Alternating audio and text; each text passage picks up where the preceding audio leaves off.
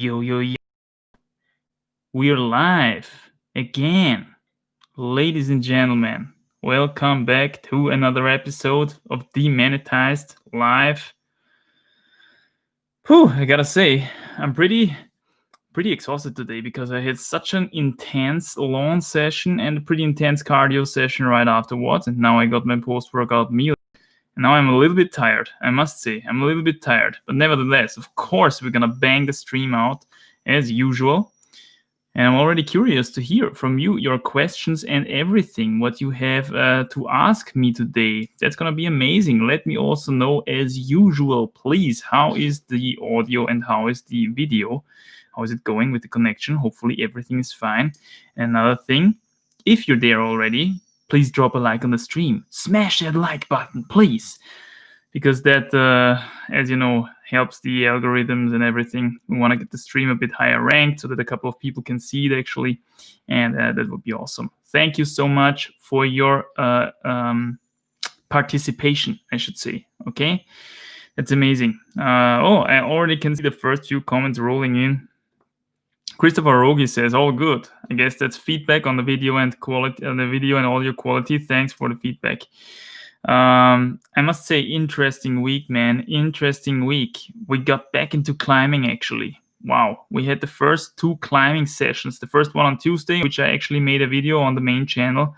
As you guys know, the finger strength test, the little finger strength session that I did there.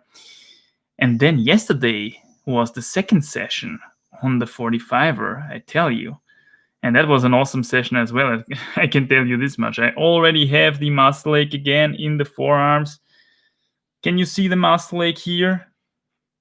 Can you see that? It was amazing. It was amazing. The Andromeda wall does not forgive a lot of things. It does not forgive a lot of things. But this time, it had a bit of mercy with me because, I had a good excuse for not touching her for such a long time. Now I touched her again and all the hate was forgotten. Okay, all the hate was forgotten. It was amazing again. We had a couple of really good moves. And of course, I did a video. I did film it and everything. So I still got to edit that stuff together, make a little video, I think, for next week, either Tuesday or Wednesday. Let's see when I can finish it. The first 45er session after about 5 months or over 5 months. Because before the big rest, now we were in Greece, climbing outdoors basically exclusively. And I didn't touch the 45 for a long time. I must say as well, it was an extremely hot session as well yesterday because it's still summer here. And this climbing gym is unfortunately situated in a spot where it's getting quite hot, I must say, if the noon comes around. Yeah, if the sun gets really high, bam, the climbing gym is in the sun full force, and then it's getting really hot. And maybe if you have a little bit of a plan from the climbing gym, if you have seen a couple of shots already from my videos, then you know that the 45er is actually a little bit elevated. It's not at the ground floor, and we know that warm air goes up. Yeah, warm air is a little bit lighter, so it goes up. So it's really kind of you're up there in this sauna, sweating your bag off and then training the big hard moves on the 45er. Yeah, it was just amazing. It was just an amazing fight. What can I say? Just watch the episode. It's gonna be great. So much about that. And today I had, first of all, a calisthenics session on the lawn in the rain, and then another cardio session actually in the rain, because as usual it was hot during the day and then came the afternoon thunderstorm, and that was amazing as well. So so much about how the training is going. We can still tick all boxes this week of the great comeback plan, which is sticking on the drawer there, and it's laughing at me here. It's kind of telling me, yeah, you did a good job this week again. You can tick all the boxes again. Good job. So, yeah, the plan is satisfied with me. I'm happy about that. I still actually haven't made the ticks that I have to make for this week because I need to get a shot from me making a tick on the climbing session, which is what I'm going to do in a picture-in-picture or something for the 45er episode. So that still needs to be done. Yeah, and with the little one is now 6 weeks old. 6 weeks old. Can you imagine? Still surviving. still getting bigger and bigger, actually. It's got a little bit of fat on the legs already, I must say. So yeah, development going great. It's a lot of fun, very interesting to watch. Elimination communication, full force, of course, all the time. Good stuff, man. And yeah, that's pretty much it for what has been going on during this week. I gotta be honest with you. That's all the small talk that I can give you now. Yeah. So now it's about time that you ask your questions. Let's see what you're up to. Yeah. I hope you're all doing fine. Of course, we've got crazy circumstances, as you know. I hope you can keep your training up despite that. I hope you can make personal bests. Keep it up, my friends. Let's see. Philip says, how did your training start go? Yeah, man, it went great. As I said, first session on Tuesday, second session yesterday on Saturday. The first session, what I did precisely, I did the finger strength assessment, and then I gotta be honest with you, I already did the first couple of moves on the 45er. It was not yesterday that I did the real first couple of moves. I already did some barefoot moves after the finger strength assessment on Tuesday. And that crushed me completely, man. I could feel the muscle ache coming so quickly that I basically needed, I don't know, like 25, 30 minutes or something, and I was completely roasted. It's really interesting with these 45-degree overhanging system walls because they require a certain specific type of body strength, which you lose really quickly when you don't train on these walls, even if you do all outdoor climbing and stuff consequently. Okay. So let's say I went to Greece for 3 months, only outdoor climbing, but no 45er system wall. I'm going to be weak as hell on the 45er system wall, despite the fact that I've been climbing for all the 3 months. Yeah. This is because it requires a certain type of special body strength, and I could super much feel that I did lack that completely now, obviously, after 5 months of not touching such a thing. Yeah. But yeah, apart from that, super nice muscle ache, really nice stimulus, I think, and we could get a good start, I think. So yeah, Matteo Lunelli is on the stream again. Awesome. How is it going, Matteo? Yo, Manny, really like the comeback plan video. Yeah, thanks, man. That was fun to make. I have to say that was a real fun video, the comeback plan. But it was basically, I was motivated to do it because I got a lot of feedback on the first video that I did from the finger strength assessment, that a lot of people wanted to know what my basic, what my training regimen basically is for coming back now, for getting as strong as possible, as quickly as possible again. And honestly, I must say, in the past, I did more sophisticated plans. I planned, this session on this day, and then afterwards, after 5 o'clock, a hangboard session, and then next day, rest day, and then Thursday is going to be bouldering day. I planned it much more sophisticated, but experience showed that if you live a decently normal life, yeah, usually stuff gets in the way of these things. If you have a family, if you have a kid, if you have a job, if you study, if you have whatever, yeah, maybe you do another side hobby, maybe you do another sport, whatever it is, usually these super sophisticated training regimens don't really work out in real life then afterwards, except if you're the super lonely monk who lives somewhere in his lonely apartment and really has nothing else to do than, just perfecting his training progress. Then you can execute something like this. But now I feel that I do much better by designing a plan which just gives me these certain goals which I have to fulfill in a week. And if the week is over and I didn't do anything, this opportunity is lost forever. Okay, then I have to make a cross at this or that session, and I have to live with that imperfection for the rest of my life. And I'm a kind of guy, I don't like that. I'm a perfectionist. This is actually not really recommendable, by the way, but I really like to tick all the boxes. So if I make a plan like this, it's gonna be psychologically pretty hard to not go according to the plan. I wanna tick all the boxes. However, when I tick which box is up to me and is up to my life circumstances, because my life circumstances have changed pretty much in the last couple of months, weeks. Okay, so there's a lot more variables now that go into all of this, and I can't follow just simply such a super strict plan because stuff will get in the way. And what do I do then? Do I postpone the session? Do I remove it completely? Now I just have these boxes, and if I can't tick one, if I have to make a cross, then it's just lost forever. And I have to work with the next week, and I have to live with the fact that I have now a cross on my plan. Yeah, so this is how I try to prevent this kind of stuff. I like it so far. It's an amazing strategy, I feel. Milan says, quality is perfect. Thanks, man. And then we have MC Deabus, aka Milan. Okay, another Milan. Did you go to uni? Yes, I did. Or how did you get to where you are? I went to uni in Vienna, actually, back in Vienna. So that was... When did I move actually out? I actually moved out of Vienna about half a year ago, a bit over half a year ago. I still had a flat there for quite some time, although I did not spend a lot of time there anymore for a really long time. So for about a year or so, plus minus, I did not really spend a lot of time in Vienna anymore. But I still had my flat there, which is what I gave up then, half a year ago or something. And even before that, a long time before that, I went to uni in Vienna. This was actually, I was uni. Uni is university. University. For the longest, I'm born in Vienna. Okay, I'm a city dude. Believe it or not. I was born in Vienna, crazy town.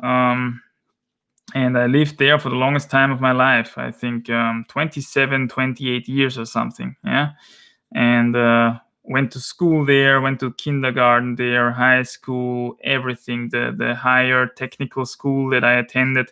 And also afterwards, then afterwards I actually had a short Vienna break where I went to Tyrol to make my military service for half a year. And then I came back to Vienna to study. And of course, I studied because most of people, for the same reasons that most of people study, which is we didn't know what else we should do. Yeah, I didn't really know what else I should do. I didn't know what kind of job I wanted to do, or if I even wanted to work, quote unquote, in that sense at all.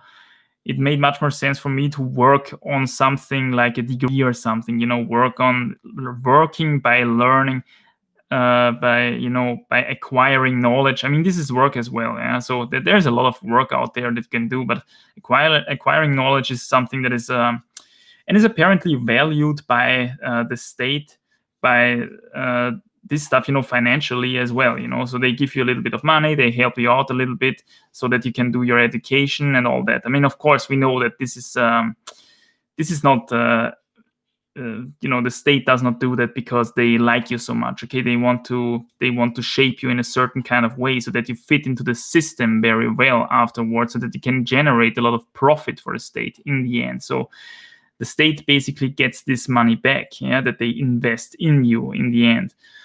But that aside, I did my bachelor in zoology and biology, and then I did 1 year of the master's as well in microbiology and and bacterial ecology or something like that. Yeah, it was kind of a super long name of the Studienrichtung, Lehrgang. What's the name in English? I don't know.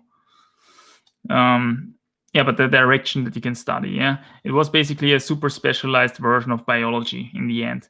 And this was the point where I said, okay, I'm not interested in this stuff anymore. I just want to do what I want to do. I already had quite decent success with the YouTube stuff, so I was basically on my own feet. I needed extremely little money, as I usually do, and the YouTube thing already yielded extremely little money. Awesome, right?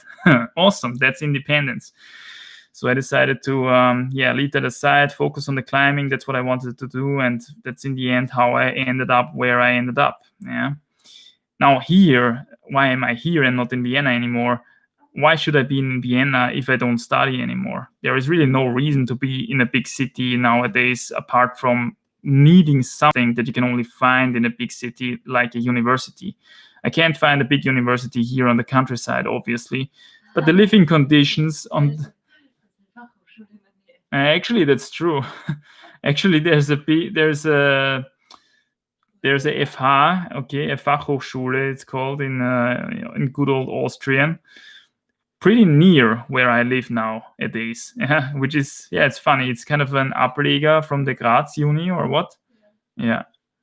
So the Graz, the University of Graz has kind of this faculty. I think in Vienna we would say Fakultät. Yeah, it's kind of a faculty they have here, really close to where I'm living now. So yeah, apparently university stuff and academics is everywhere. And they say it's the smallest campus of Europe. Okay, so you can study something like psychotherapy, ergotherapy, occupational therapy, probably also physio stuff. No. Okay. Dietology. Wow. So they teach you what you should eat there. Amazing. Tourism management. Yeah, it makes a lot of sense because there is what is it? Therme. What is it? Therme in English? There's a hot water. Yeah, there's a hot water vent actually below this land, and then they made this this really nice bath, spa, for the boomers, of course, yeah, so that they have something convenient to put their sloppy bodies in. They can warm up in the warm water and chill, yeah. So, and that's why they need, of course, all the occupational therapists and dietologists, so that they know what they should eat once they go out of the hot water and feel like crap, yeah. So, this is essentially what's going on here. Yeah, so academics is really everywhere, but in the end, I ended up on the countryside because you can climb on the countryside. Of course, you can climb even better on the countryside compared to the big city. Although I must say, in Vienna is a highly underestimated climbing area. Actually, there's amazing climbing around Vienna, I must say. So this is not to be neglected. Yeah, and I climbed in Vienna. I got strong. With this old school bouldering gym. Not now. Please. She wants more now? Okay. Yeah, so we have feeding issues here.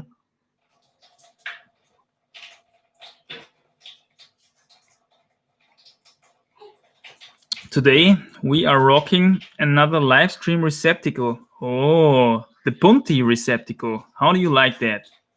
Got some amazing lemon water in there.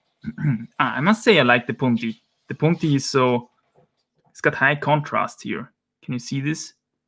Das bierige Bier, which essentially means the beery beer. These are good. I mean, they have good advertisement slogans, don't you think, huh? That's amazing. The beery beer.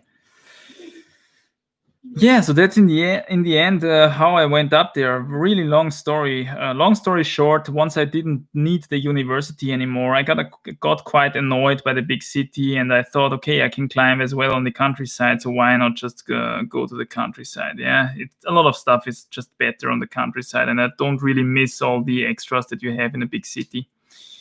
Climbing AC is on the stream again. What's up, man? Hello, I remember you as well.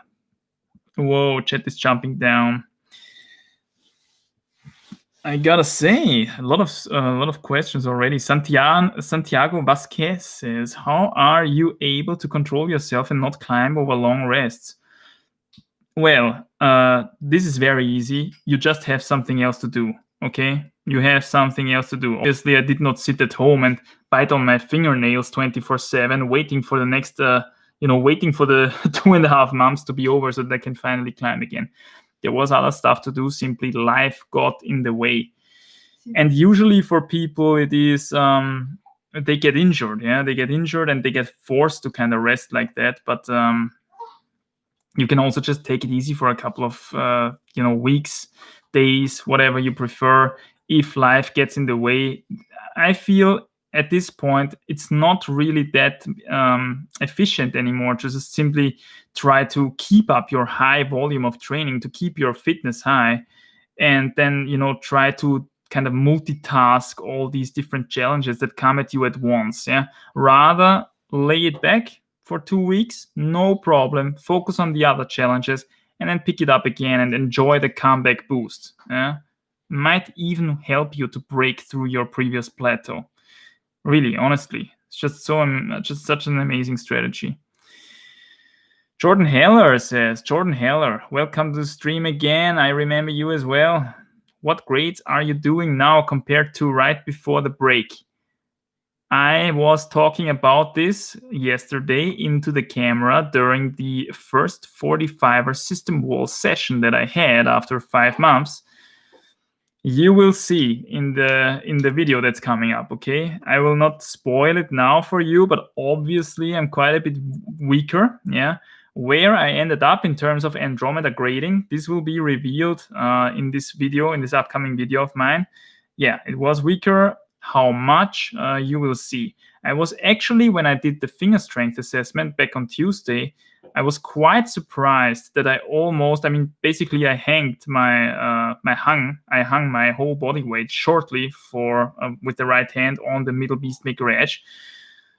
That surprised me already, because usually finger strength is the number one thing that's lacking after a huge rest. Yeah, because this is a very specific strength that the body is not really used to, develop in such a high amount. And once you stop stimulating it, it goes away really quickly. But anyway, I was quite surprised that it went so well during the assessment. Finger strength wise, I think I did not lose that much. Yeah, as I said, around 5 kilos or something. But grade wise, the losses are quite significant. And this is obviously also because you don't only lose finger strength, you also lose this specific body strength for the 45er, the feeling for the movement, feet accuracy. I can tell you, man, I was trying to hit these small little wooden screw-ons that I built myself for stepping on the 45er. I just couldn't hit them, man. I just, 10 centimeters above, 10 centimeters to the right, 10 centimeters to the left, was slapping my feet against the wall like a complete beginner. Yeah, this is the thing that you lose as well, feet accuracy, because you just simply don't need it as much in everyday life.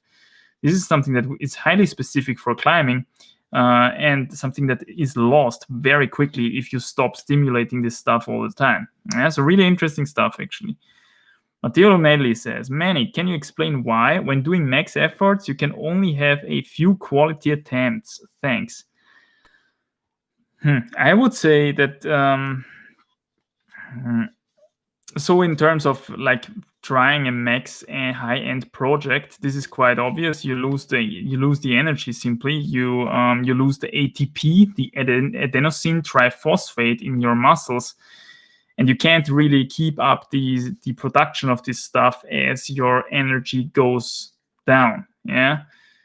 Not necessarily with climbing so significantly, because as I said previously, this loss of energy is also making you lighter. And since body weight is such an important factor in climbing, it can actually be that you get your best attempt after 7 attempts, 8 attempts. What else? Yeah, I've already climbed limit projects on the 7th, 8th attempt of the day, simply because as you lose energy, oxidative water, you're losing so much water weight, and then you just need as much ATP anymore, yeah, because you're so much lighter.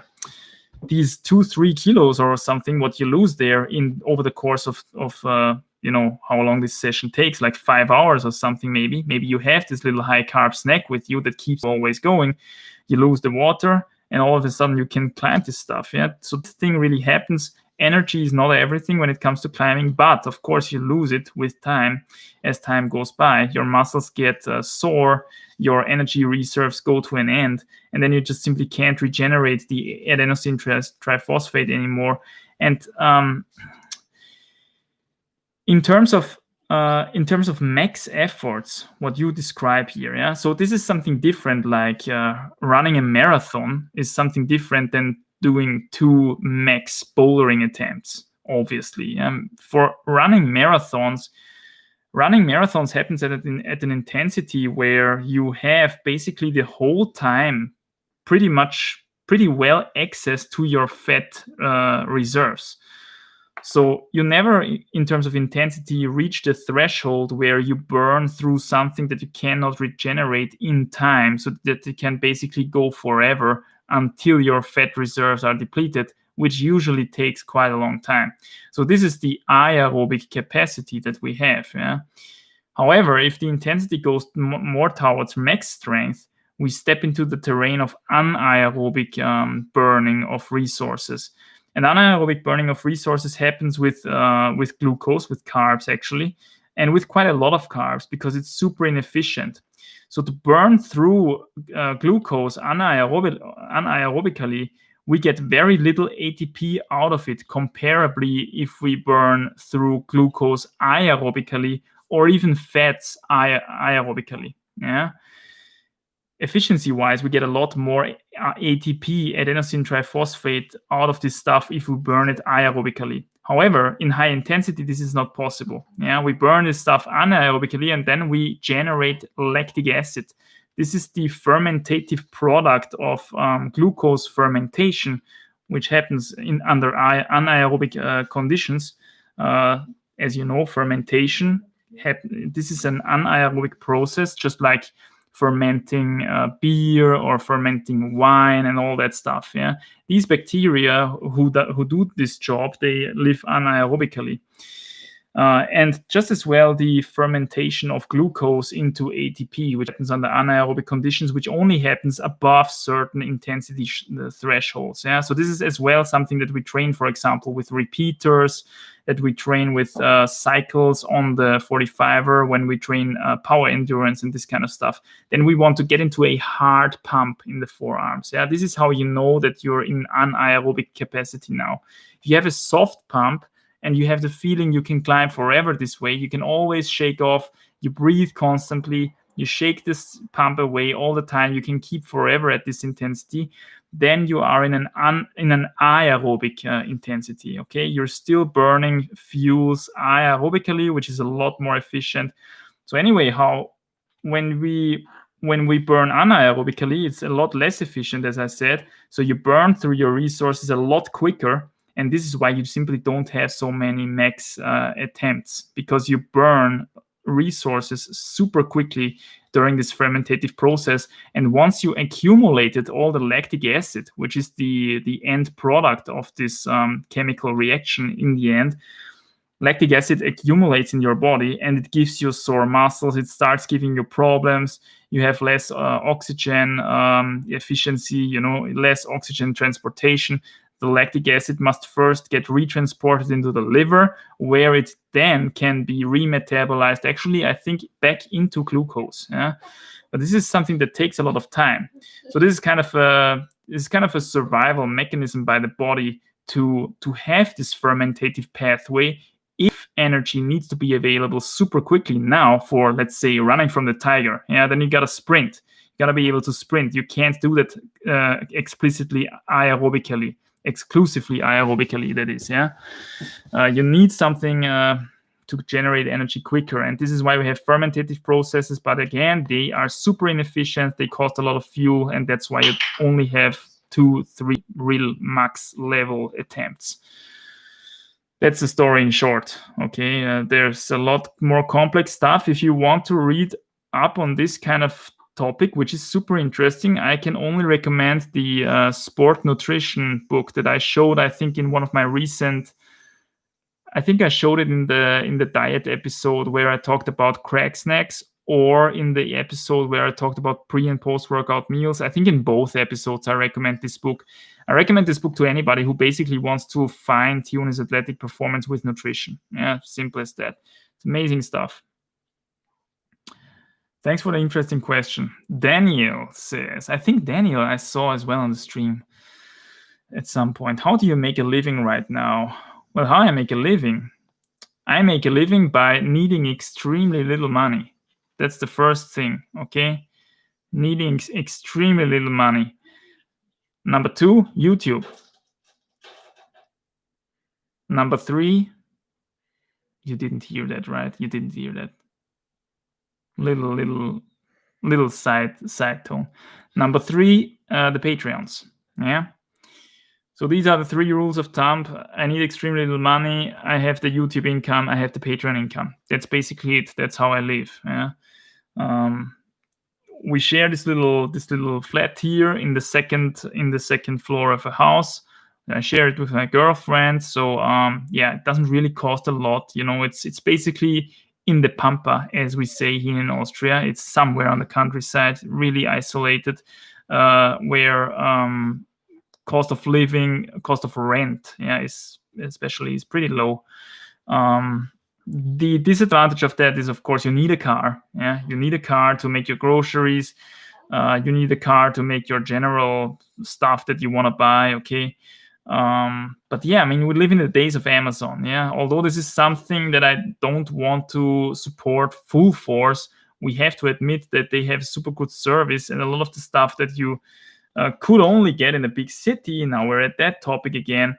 A lot of stuff that we could only get in a big city until recently, because the specialists accumulated there, obviously, and not on the countryside, we can get now everywhere due to things like Amazon. Yeah, this is just the way it is nowadays.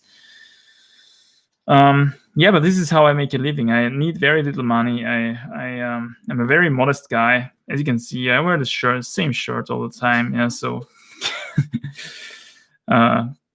it's a lot of fun. It's a lot more fun that way. I really would not. I would never switch place with someone who earns 5 times as much money as I do, but works 3 times as much time as I do, and has less time for all the other fun things in life. Yeah.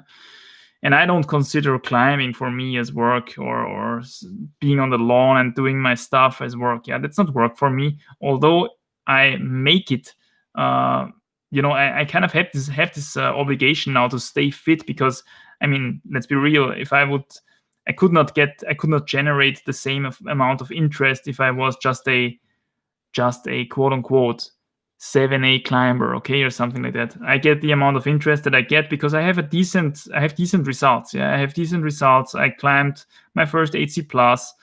Now we're looking forward to the next goal. So this is, of course, interesting. Yeah, to see someone really working at his limit is interesting, and someone who shares his experiences honestly, this is interesting. And so, yeah, I can generate enough interest to keep this very, very simple lifestyle going, at least for now.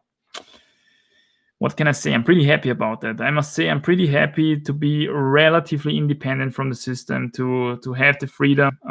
It was also a lot of work to build all this stuff up. Yeah. So don't get me wrong, especially in the beginning, when I did all these super complex technique episodes and everything. I mean, this was basically a full-time job. I don't even hesitate to claim that I worked 40 hours a week during that time. Yeah.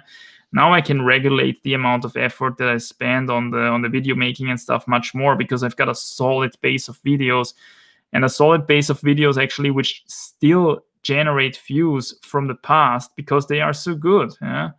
There is just very little videos out there who explain certain things, at least that good apparently, as my videos, and I'm really happy about that, because I still get positive feedback from these videos.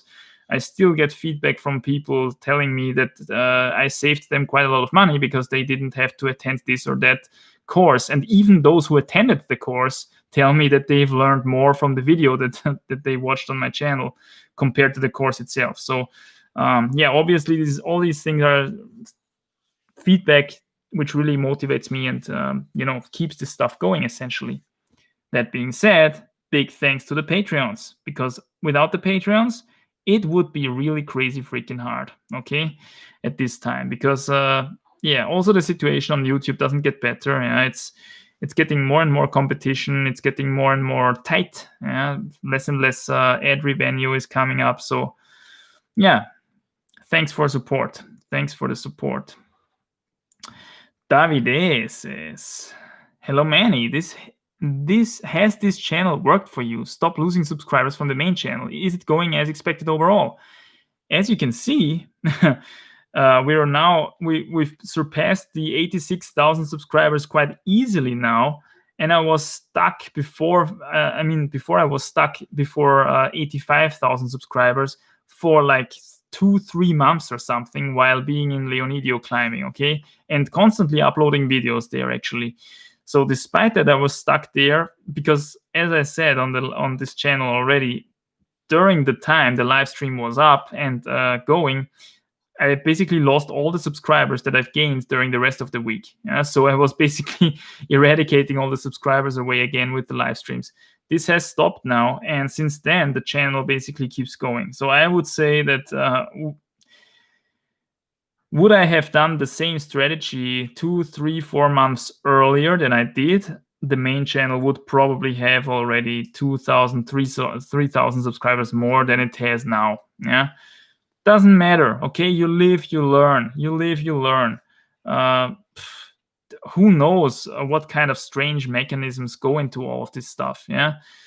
I just see, this is why you have the analytics, okay? This is why you see the analytics, you check, okay, people see the live streams and then they unsubscribe. Well, then, obviously, if you get only positive feedback on the live streams, then there's something fishy going on there. Then you export the live streams simply on a separate channel and keep the main channel running on its own. And this has worked fabulously so far, I must say.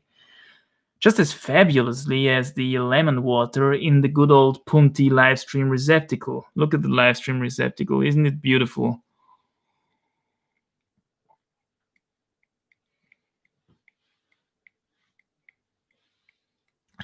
Tasty.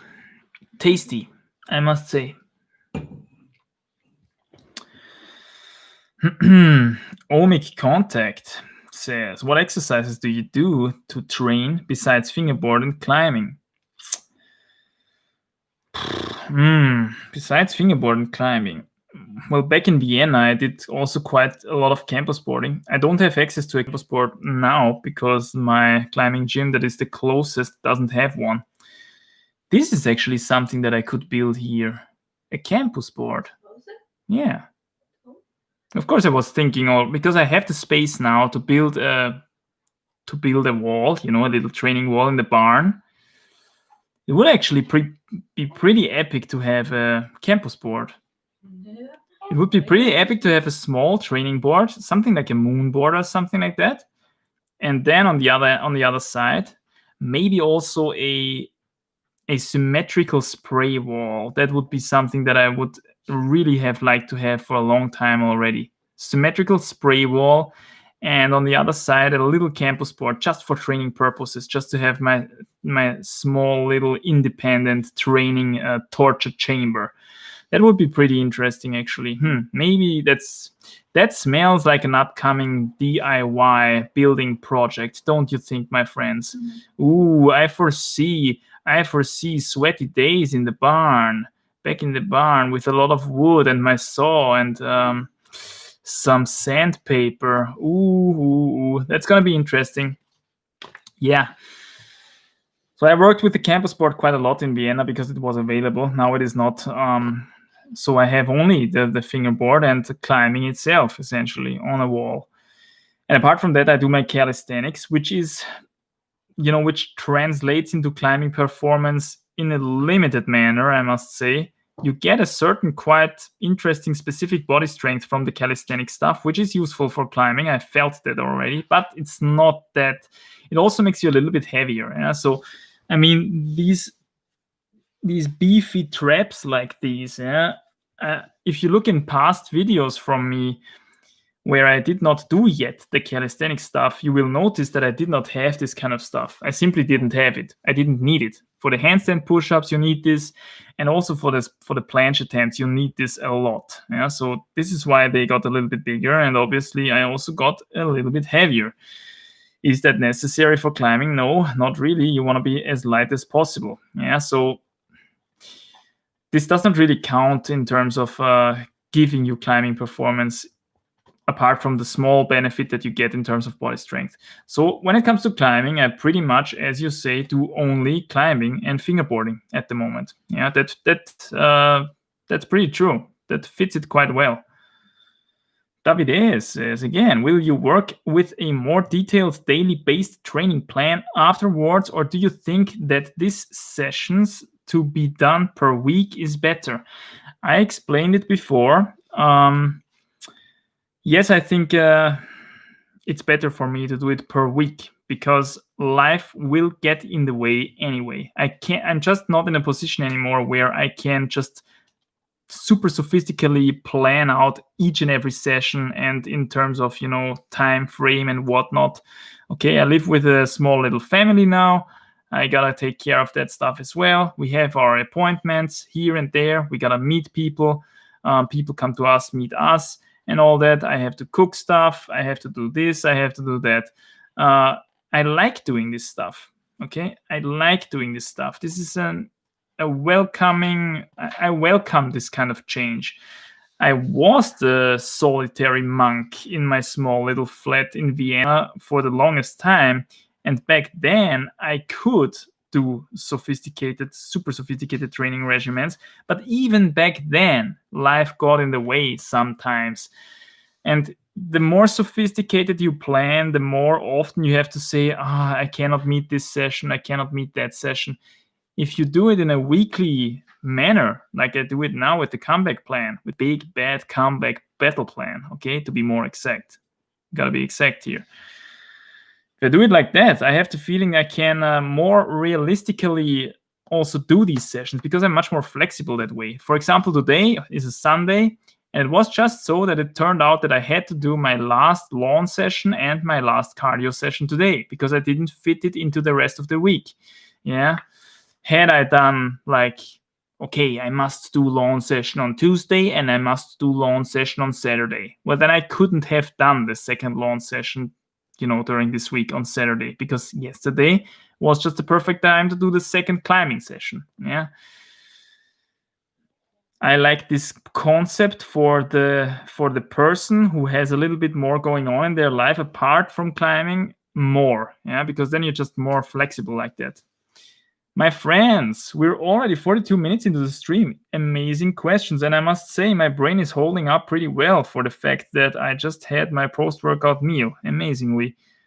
If you're here and watching this, I would very much appreciate it if you'd smash that like button, smash the juice out of it, man. Because then we can actually get the stream a bit higher ranked in the algorithms and we can get some people on here. By the way, we just recently surpassed 500 subscribers on this channel, which means that we are halfway of the first big goal of this channel, which is 1,000 subscribers.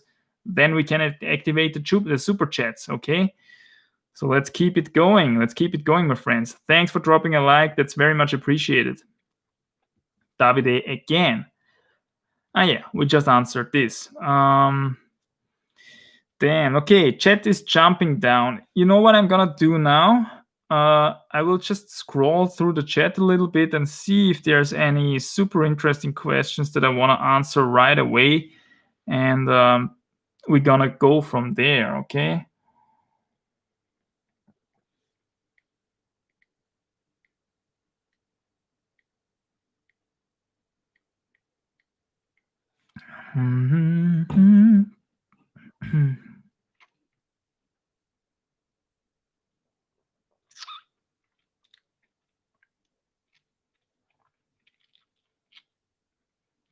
Music Scarlet is back on the stream. Amazing. Hi, what's up, Music Scarlet? A bit late today to the stream. I hope I didn't miss too much.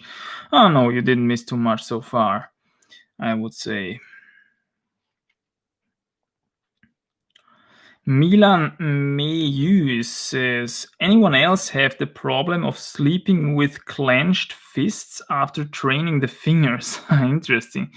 I noticed after I kept waking up with very hurtful finger joints, even after light training and a good night rest. That's interesting. That sounds like some sort of mineral imbalance or deficiency, maybe, which causes your muscles to basically contract and not let them relax anymore, especially after training. I mean, we generally have a quite significantly increased muscle tightness after a session, but it shouldn't go it shouldn't prolong into the night that much so that you clench your fists together. Yeah? Maybe there's something up with some sort of mineral imbalances. What's usually to blame with these crampy symptoms is potassium, magnesium, and that kind of thing. Yeah, so you could look into that, maybe try some stuff out. But apart from that, I've never really heard that people clench their fists together. For me, what I had for a long time is I was teeth grinding, actually, back when I was high carb vegan. But that completely stopped after I stopped the high carb vegan way. Yeah.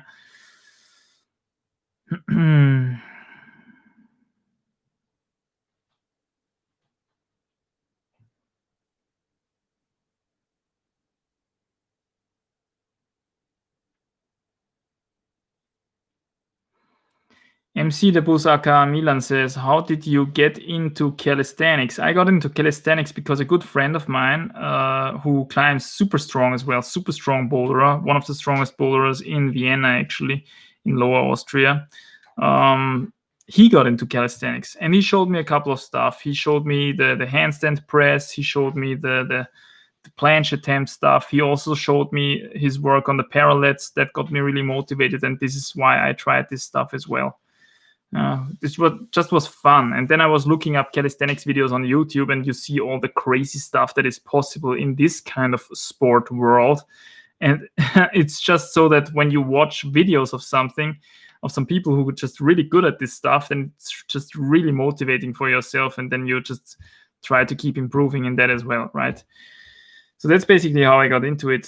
Someone else showed me a couple of things, and it was just fun.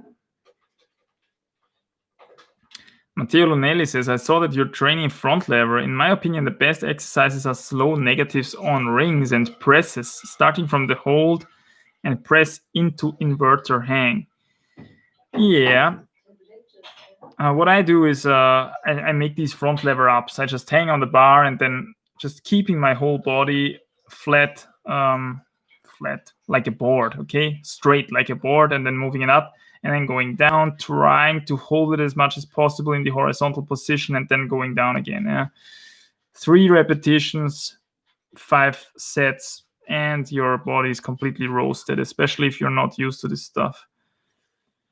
Davide already answered my question. Amazing. Was a pleasure, I must say. Arnaud Louis Paert says, hey Manny, how would you warm up for a flash attempt? How would I warm up for a flash attempt? Well, I would do, if possible, a route which is at least as hard as the route that I want to flash. And so if I try an 8A route flash, I would not bother warming up in the 7A and then go on to the 8A straight away. I would do maybe another 8A onside attempt somewhere else, or try my 8A plus project that I have there anyway for one go to get back into the moves maybe. Then with this kind of warm-up, because then you have a much better feeling for what is the intensity that's coming at you. Yeah? And then with this kind of warm-up, I would go on to the flash attempt of the 8A. I would also have my portable hangboard with me, by the way, and hang that on the lowest bolt of any kind of overhanging route to be able to warm up my fingers super efficiently. Smallest hold onto your portable fingerboard, and then crank down these smallest holes. You would be surprised what kind of difference that makes on the route when the crux approaches, when those small holes approach. Yeah? Having properly warmed up fingers is something that is usually overlooked when it comes to onside and flash attempts. There's really a lot you can do with warming up your fingers properly with a portable hangboard like this, or even if you don't have one, just simply go to the wall and crank down a couple of super small rock holes. The disadvantage of that is, of course, that this costs a little bit of skin. The portable hangboard costs almost no skin. Yeah, so that's why it's cool to have something like this in your backpack. Chili Chad is on the stream again. What's up, Chili? Hi, I just finished my longest project outdoors. Congrats, bro. But when I did it, it didn't feel as satisfying as I thought it would. In a way, I was sad. Did you ever get this after finishing a super long project? Yes, I get this when it's taking too long. usually this is a time, or this is a sign that you spend more time projecting on this thing. At least for me, that's the case usually. Okay, you spend more time projecting on this thing than you would have expected would have been necessary for it. Yeah. So you get on the route for the first time and you think, okay, it's hard, but after 10 sessions, I should get it done. And then it takes 30 sessions. Obviously, in session 20, you're already pretty pissed about this project. Yeah. And then you're questioning, you always fall at the last move. You ask yourself, when will you finally get it done? And you really pray to the climbing gods to finally let you over this freaking climb. And then it becomes a mental thing as well. Yeah, you know you're strong enough, you still can't go over it. It becomes a mental thing. For me, I must say I don't have a lot of problems with this kind of stuff, but I know a lot of people who have, friends of mine as well, who really have this kind of sending nervosity, this kind of fear of success, so to say, and then climbing becomes really a mental obstacle rather than a physical obstacle. Okay. And to overcome this can be actually pretty hard. It can be pretty hard. But guess what? If those people would follow the rules of conditioning and everything, they would get such a super good day that they would probably just simply climb it. Yeah, but a lot of people don't pay a lot of attention to conditioning, and this is why they always tap in the dark with these kind of things. And then all of a sudden they have a super good day, and they almost can climb it. And then they have a bad day again, then they don't even come close to the crux and have a bad day again because they don't pay attention to things like diet and conditioning and that kind of stuff. Yeah. However, yeah, usually it is when a project took longer than I would have liked it to, because then you get to a point where the project stops being fun anymore. It's just you just want to finally get it done so that you can finally move on to something else. And then once it's done, you're like, finally, now I can finally move on with this crap and let it be and never touch it again. Yeah.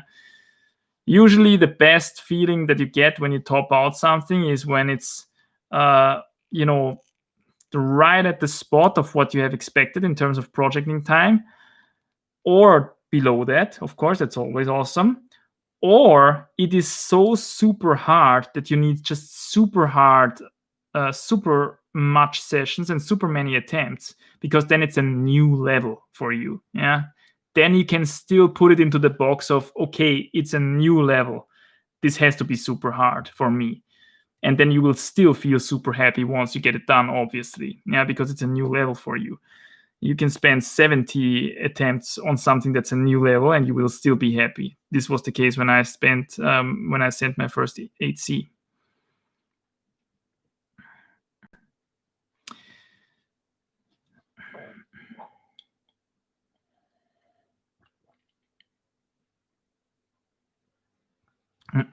Matteo Lunelli says, I always thought antagonist training was useless. I've just realized how much it helps with injury prevention. Yeah, man.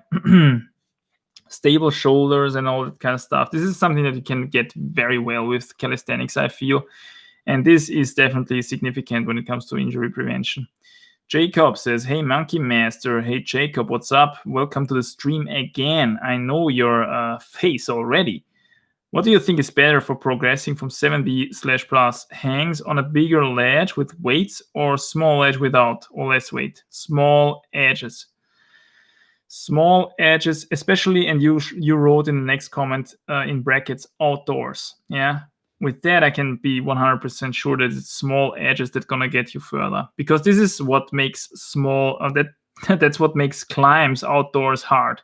Small crappy holes, whether that's bouldering or sport, doesn't really matter. In the end, it's small crappy holes, and you can mimic that the best if you just simply make yourself a couple of micros, or for that matter, buy some from Beastmaker, although they are ridiculously overpriced and not homogeneous at all and not comparable to others at all. But whatever, you can make yourself a couple of micros super easily, super cheaply, and then you just simply crank them down. Yeah, gets you amazing skin on your fingertips and also teaches you how to transfer the gripping force to the fingertips, which is where you need it for those really hard and open, those really open and actively to hold holds. which is what you usually encounter on a hard outdoor climb.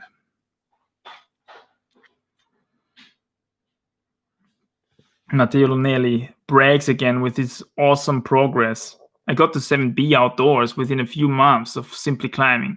Yeah, I mean, we already talked about that. You have pretty good genetics, dude. Don't forget that. I think we already talked about that. So let's see, what do we have here?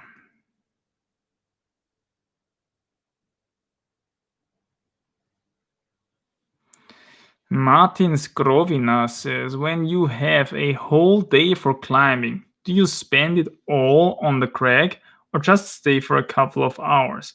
How do you structure the breaks? Do you make a longer break halfway for a bigger meal?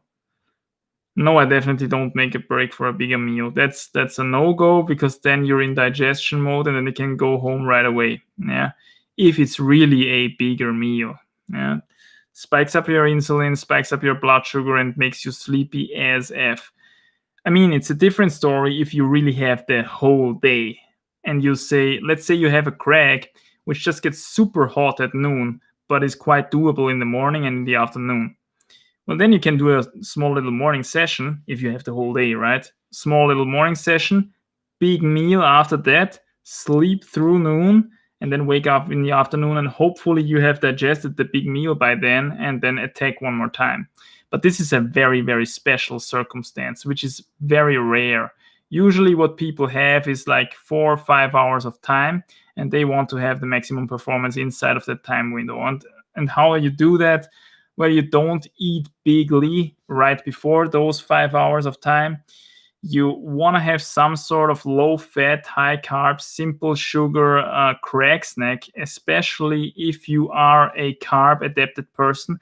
Things are a bit different for people who are keto adapted, or something like, which is what I also learned recently, carnivore adapted, okay, because these metabolisms work quite significantly differently from people who are super carb adapted, which is something that I have very much experience with, because I was super carb adapted back in the day when I was, yeah, I was a super carb adapted athlete, with all the pros that come with that, and also with all the cons that come with that. Yeah, so there's pros and cons of being adapted to a certain macronutrient. I would say the thing that I have the least,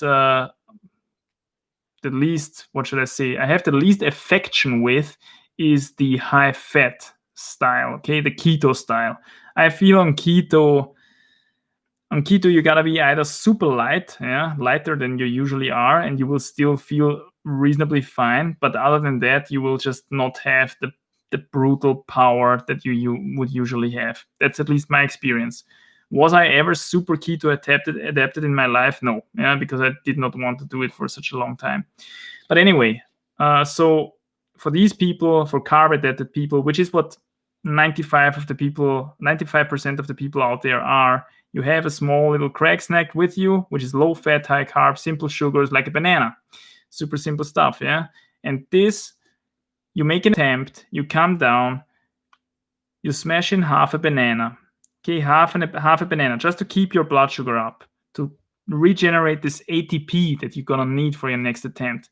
Then you belay your partner. Da da da da da da. Hopefully he does not take 1.5 hours. Hopefully he's one of these quite decently efficient climbers who don't check out like hours, because then you're gonna be cold again for your next attempt. Yeah. Hopefully he's finished after around 20 to 30 minutes with his attempt. Ideally, he or she already has a project. And then there is only one project attempt and maybe some checking out afterwards if it didn't work out. And if it does work out, then it still only takes 20 minutes. I mean, what project attempt takes longer than 20 minutes? Yeah. We don't want to do super 1000 knee bars and then one attempt takes 1.5 hours. No, please not. Please go away with that kind of stuff. But anyway, so you should make not more rest, in my opinion, in a sport climbing session than 20 to 30 minutes in between your attempts if you want to have reasonably good attempts. So you come down from an attempt, you smash in half a banana, you belay your partner. 20 to 30 minutes later, you go to the bushes, you take a piss, okay? Very important step. This is a very important step. Please don't forget to take your freaking piss. Your freaking piss weighs a lot. Yeah, it weighs a lot. And if you just burned a lot of energy on the attempt before, you created within you quite a lot of oxidative water. You also burned off some carbs. Carbs hold water. Once these carbs are gone, the water is released in your body. Where does it go? It goes to your kidneys, goes into your bladder, and ideally it goes out into the wild once you took your piss before you do your freaking attempt. Yeah? And this piss can weigh up to 300, 400, 500 grams even, depending on the person. Now, do you want to climb with 500 grams of extra piss in your body? Probably not. Yeah, sounds not very appealing to me, at least. So yeah, you take your piss and then you do your attempt. Then you're as light as you can be and you have as much energy as you can have. Why don't you smash in the banana right away before your attempt? Because the banana takes a bit of time until even the banana, which is already pretty short chain carbohydrate, takes a bit of time until it arrives in your system. And you want to give it this time. Yeah, you want to give it this 20 to 30 minutes, which it takes. Just like, and why don't you eat 1.5 bananas instead of only half a banana? That sounds not much, right? And it's also pretty hard to stay consequent and not just simply eat the whole banana. Some people are not so super sugar sensitive and so super insulin sensitive that when they eat something like 1.5 bananas or even 2 bananas at once, their blood sugar spikes so significantly that they actually have to release insulin to get it into their cells. Yeah, maybe they are not super high level athletes yet, and they don't have this kind of this kind of sugar pull, which is coming from their musculature in a super high level athlete. I mean, a super high level athlete who smashes in half a banana, the sugar of this banana is basically just diffusing into the cells of this athlete without any effort from the body at all. No insulin needed. Yeah, no insulin needed. And this is amazing because once insulin goes up, it goes up alongside a lot of other hormones, and you're gonna be tired. You're gonna feel tired. Insulin is the storage hormone. Yeah, it's not the energy expenditure hormone. It's the storage hormone. If insulin is high, we are in energy storage mode and not in energy expenditure mode, and you're gonna be tired. In energy storage mode, we lay back, we absorb energy, and we are tired. If we are in energy expenditure mode, we are alert, we are awake, and we want to run, we want to do something. Yeah, this is when insulin is rock bottom low. So how do you get enough energy back without spiking your insulin? Small portion sizes, easy to digest stuff. Yeah. So these are my recommendations essentially for ideal crack conditions. There's not really much more to say. Yeah, don't forget about your freaking piss. And don't overdo it with the crack snacks. Yeah? Don't spike your insulin through the roof. Don't go for something like a Cliff Bar, which is essentially a mixture of fat, carbs, and protein. Spikes your insulin through the roof. Yeah, especially if you eat like 2 of them at once, or I don't know. This is stuff that you can smash in after the session is over. It's kind of a short. I mean, I would not advise you to live off that stuff, but as a short bridge until you finally can get your proper post-workout meal in, which is what you have at home maybe or something. If you're advanced and you pre-cooked your post-workout meal and you have it with you in some sort of box or something. But if you don't, yeah, you can bridge this gap with something like a Cliff Bar. But during the session, Cliff Bar, not so much recommended. You want to have something simple, some fruit, some piece of low-fat, sugary fruit. Yeah.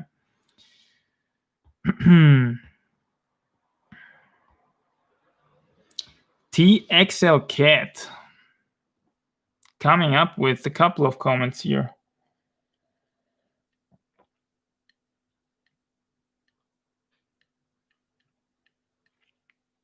I had a crazy unlucky accident this week. Damn, that sounds bad. A 30-kilogram block came off the rock while I was underclinging at the sixth clip. I got 8 stitches in my forehead. Holy shit, but thankfully my belayer was fine. That sounds pretty awful, yeah? 30-kilo block is not bad. This past week, I really felt like I was stepping up my mental game, feeling in the flow while climbing. But after this accident, I went outdoors again and felt very hesitant in my moves. Well, that's understandable. Doubting the rock, etc. Do you have any recommendations to get back on track? I feel quite demotivated for my lack of mental game right now. Yeah, unfortunately, there's only one way. You gotta put yourself into these situations again and see that nothing bad happens. And this is the problem that we always have with this kind of fall trainings, with mental game and everything. One negative experience kills 100 positive experiences. Yeah. You need 100 positive experiences again, man. Sorry, but I don't really know anything else to tell you.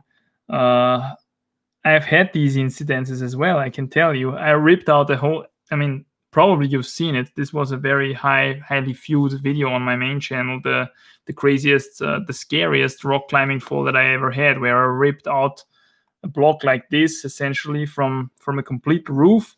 Super juggy hold. I would have never expected this one to come off.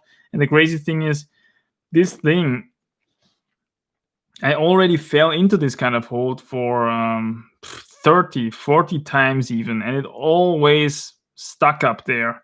And then the 41th time it's coming off. Why is that? Yeah, so that's pretty crazy. But anyway, so I know how that feels. The problem is there is not really any shortcuts. You have to put yourself into these situations again and see that nothing bad happens. More I can't say. This is what will get your mental game back on track. Manny, have you ever done a pogo move, also called a ninja moon kick? Yes, I did. But I'm not very good at this kind of stuff because I have very short legs, so I can't really generate a lot of momentum with my legs. But yeah, I did it on some sort of new school bouldering problems. 31778 Gaming, what's up? Welcome back to the stream. Hey Manny, he says. Hey 31778 Gaming. Matteo Nelly says, totally agree on the technique episodes. I think that my fast progression is also due to that. Thanks, man. Yeah, cool. Thanks for the feedback, man. What a pleasure. Gaming says, planning to have my first outdoor session tomorrow since February. That's a long time. Have board climbed and fingerboarded for the past 5 months. Diligent. Sounds diligent. Fingers so much stronger. I have no idea what grades to try. Nice.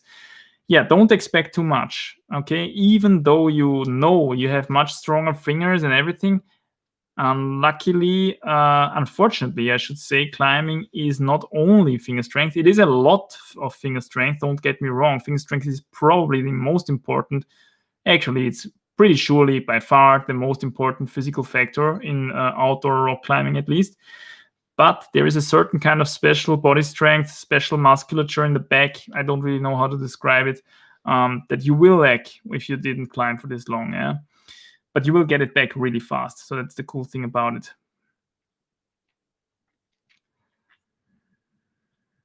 Jean says, hi Manny, I was thinking that those technique videos were for beginners, but I watched those just after if those are useful to watch.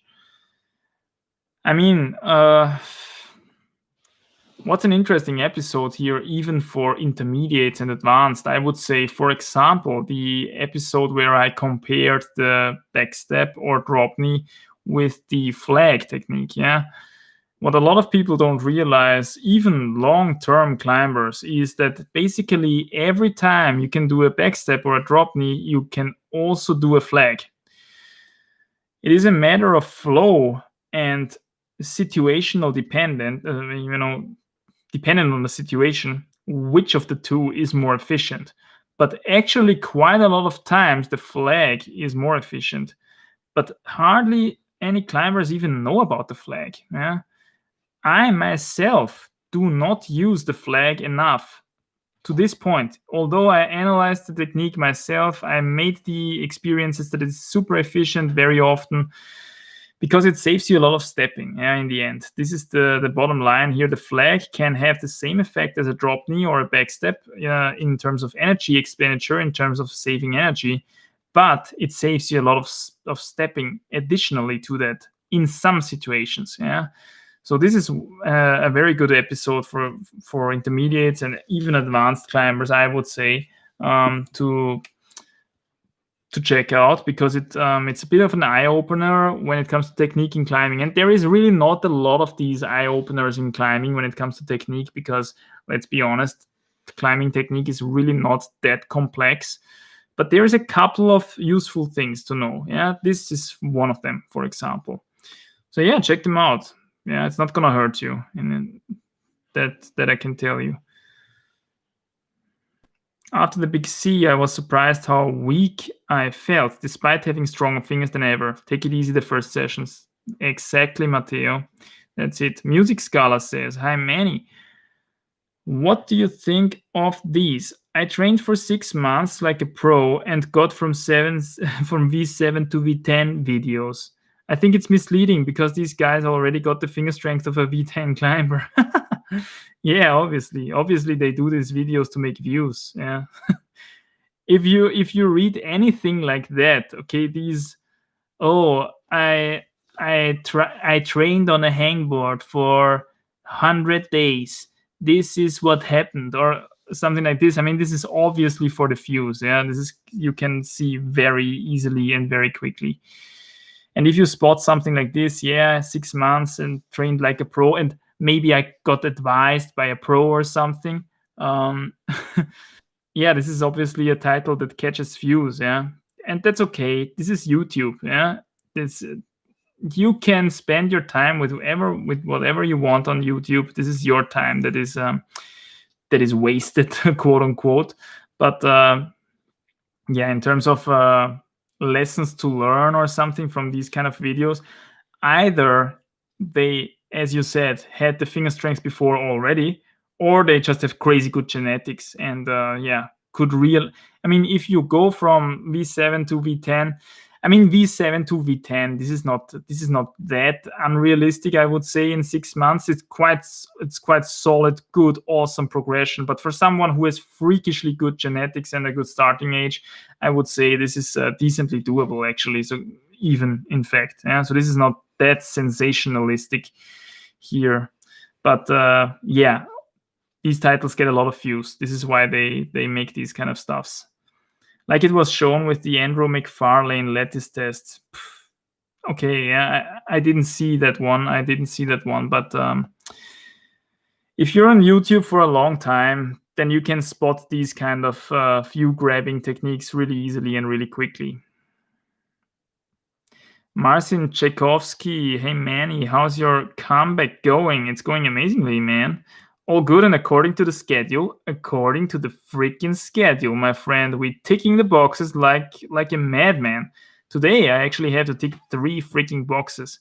1 from the Saturday yesterday because I did a climbing session, and 2 from today because I did 1 lawn session and 1 cardio session today.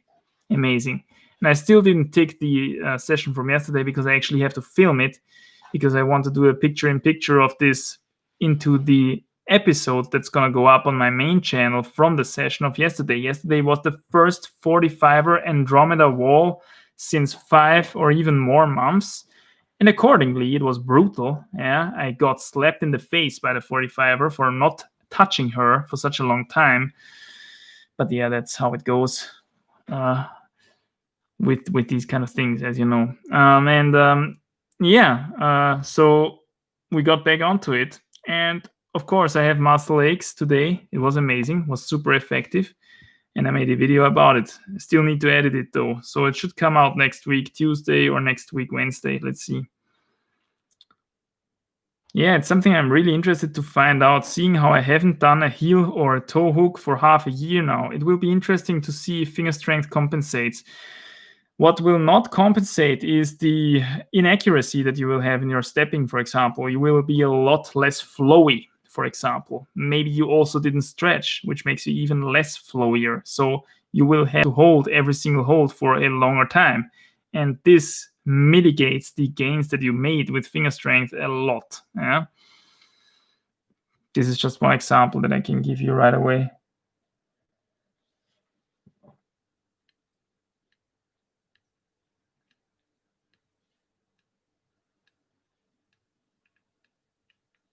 3177 Gaming says, how close is this channel to the 4,000 watch hours, etc. needed for monetization?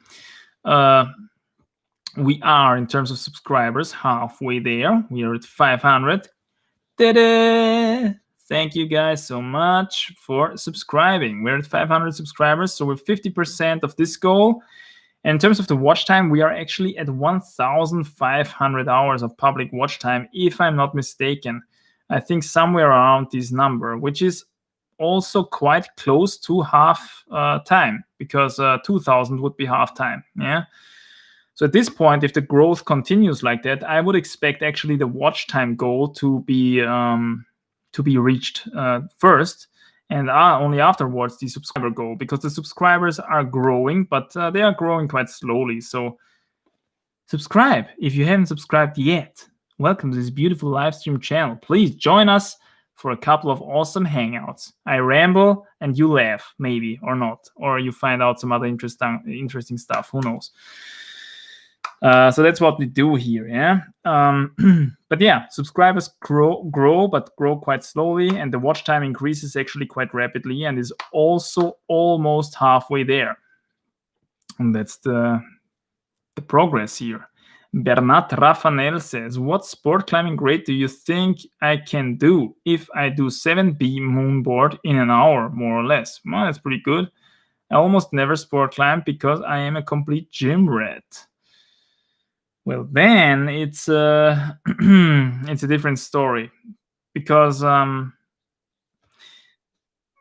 sport climbing also needs quite a lot of adaptation. Yeah, so you need half a year of sport climbing, I would say, to adapt to this kind of sport until you actually can get all the power that you have on rock and make results with it. Nevertheless, I would say if you can climb 7B moonboard problems in an hour, more or less, that is pretty good. You should be able, if it was only due to power, you should be able to climb 8A, 8A plus, maybe even the one or the other 8B, yeah, with that kind of power. Will you be able to do that in your first session on rock? Obviously not. It's going to be a lot crazy hard for you. It's going to feel a lot different than the moonboard, obviously. Even the rock texture and everything at the beginning, if you're not used to it, it can wreck your fingers, yeah? So probably you're going to crank down every hold much too much, because you have a little bit of fear of falling and all that. So it will take you half a year or something until you can get this power on rock, until you can apply it on rock. But once you can apply it, 8A plus, 8B or something. Yeah. Phil M says, Servus Mani, in your recent training schedule, you plan on 7 to 9 sessions a week. That is pretty much correct. Yeah. How many rest days do you incorporate? How long does one typical session take you? Pussies. Thanks for the pussies, especially, my friend. How long does one typical session take you? Well, one typical session, yesterday the Andromeda Wall session took me about 2 hours. Relatively short, because I got roasted relatively quickly, because I didn't go to the Andromeda Wall for a very long time. But when it comes to the lawn session today, I was about, I would say, 1.5 hours on the lawn, and then I added half an hour of cardio to that. So these are quite quickly. Yeah, these go over quite quickly. How many rest days did I have this week? Let me think. I think 3. I think 3, if I'm not mistaken. I had 2 climbing days and 2 lawn plus cardio days. That leaves 3 days without doing anything. I mean, actually, I also did 1 day with the archery, but I don't consider archery really as a very exhausting activity. So that counts still as a rest day. Yeah, so rest days per week in such a week. Once the climbing days actually go up to 3 climbing days per week, and we have also hangboard sessions going in there, we will probably have something like a climbing session, and then maybe making a little bit of a rest, and then doing in the evening another hangboard session. Yeah, so we will still be able, although the climbing days and hangboard sessions increase, to cramp this in only a few very intense days. Then it will probably more yeah, maybe 2 to 3 rest days. Yeah, very end of the plan, because I will have 3 climbing sessions and 2 hangboard sessions after some of these climbing sessions. And maybe if I can get to 1 hangboard session, then we might also have to do a separate day for 1 hangboard session. So that costs another rest day. And if I also want to do my lawn session, 1 is obligatory every week, as we know from the plan, and 1 cardio session, well, that takes another day. And then if I have maybe even a second cardio session or something like that, then we already had 5 training days and only 2 rest days anymore. Yeah, which is gonna be quite challenging already, because as I said, I also have other obligations now, other responsibilities. So we will see how doable it is, how much will get into the way, and how much we will get done. At the end of the plan, we will see where I made crosses and where I made ticks. And hopefully I made a lot of ticks, yeah, very little crosses. Jordan Heller says, what is your favorite recommended way of clipping quick draws? Man, I could tell you if I would finally bring out that freaking clipping quick draw technique episode, which I still have in my editing program. But anyway, the one that I use the most often is thumb. Okay, just simply taking the binder like this and thumbing the rope in. Yeah, just very reliable, very efficient. I still can't believe that video where the block falls off the second after you clip. Crazy stuff. This was just pure divine intervention. This was pure divine intervention from the climbing gods at this point. If it happens to you, then you don't really realize it yet, but then you watch the video afterwards and you realize, okay, man, this was pure divine intervention. I hung this hold so much before this incident, and then they decided, okay, you know what? This time they give me they spare me a big injury, at least a big injury, okay? And they let this freaking hold come off until I get finally this freaking quick draw in, which I failed to clip even before that. So yeah, yeah. For me, it was divine intervention. Crazy stuff. Super lucky.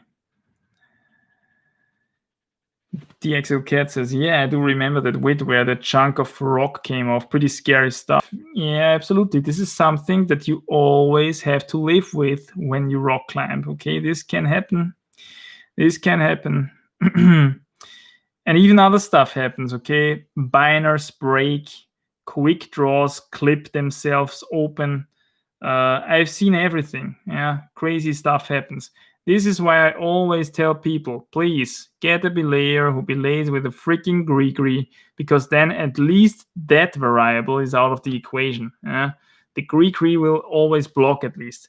If you have an unattentive belayer with a tuber, I would have probably grounded, yeah, in this fall.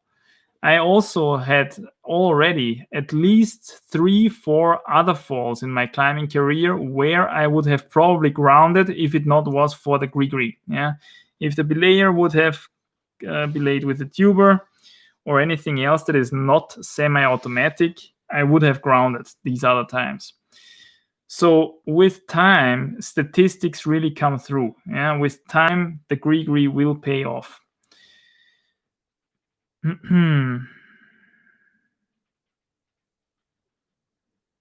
I will stay away from projecting for a week and try to get some volume done to get the confidence back. Yeah, that's a good strategy. Fat Newen on the stream. What's up, dude? Hey, Manny, I'm curious in what you carry with you. I'm curious in what you carry with you on an outdoor climbing trip. Okay, what are your essential items that you always bring? On a trip? Yeah, on a trip, it's a lot. Probably too much.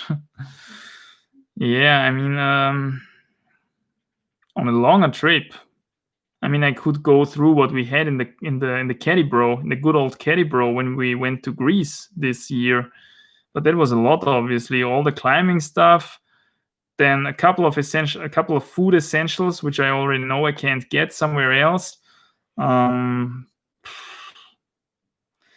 To give you an example, for example, the raw butter. Okay, raw butter you can't really get in Greece. Probably if you knew where you could get it, you probably could actually from sheep or goat, what they have there. but not the kind of stuff that I have access to here. So I brought that stuff with me. Um, Lots of laundry, lots of yeah. This is hard to answer, man. This is hard to answer. But yeah, all the climbing stuff: rope, quick draws, belaying device, the harness, of course. About 3 pairs of climbing shoes for special terrains, one for each. The my thermometer thing, with which I can estimate roughly estimate conditions. Okay, so I have a thermometer which shows me temperature and moisture, air humidity in percent. Yeah, this is really useful actually. If you don't have one yet, this is amazing for estimating current climbing conditions at the crag where you are in the present time, okay, independently of any weather forecast or whatnot. So you can actually see how humid it is. And especially the humidity is something that is often very hard to estimate yourself. Yeah, I mean, temperature you can feel to some degree. You can estimate that yourself, whether it's too hot or not. But in terms of humidity, it helps to really help to have a separate judgment. Yeah, to say. Yeah, and apart from that, what else is in the bag? What else is in the caddy, bro? Some oil for the car, of course. A lamp for when it's getting dark and you have to descend in the dark, maybe some sort of head torch or something. Belaying glasses, also not so bad if you don't want to wreck your neck with time. A cooker, of course, you need something like a gas cooker or something, right? So all that kind of stuff. I don't bring a tent because I sleep in my car. I also don't need a sleeping bag or anything. I sleep in the car. I have the bed. I have the mattresses in my car. I also have the blankets and pillows in my car. Yeah, that's essentially it, man. That's the essentials.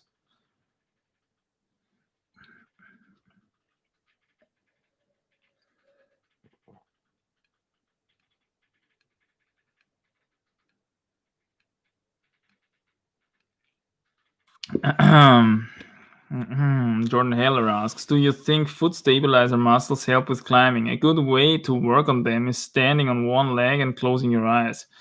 I think it may help for climbing, but I don't have any proof. Yeah, I have never heard of any climbers training them. I would say not so much. Rather just do climbing. Because you use your toes in a way that is really hard to mimic without the actual climbing stimulus. That's what I would say. Yeah, I mean, the stuff that you mentioned is probably quite good for balance, but when it comes to really, biting yourself into small little footholds, it's the actual process of doing just that that's gonna improve your feet in doing that. Yeah, that's what I would say. James the Zong Cook says, yo, Manny, I'm so psyched. I just got my first 10mm one arm hang for 4 to 5 seconds. That's pretty impressive. How many people do you think can do this? 1 out of 100 million? 100 million. Okay, so let's see. We have 7 billion, or is it already 8 billion people on the planet? 100 million means that only 70 people on this planet could do this. I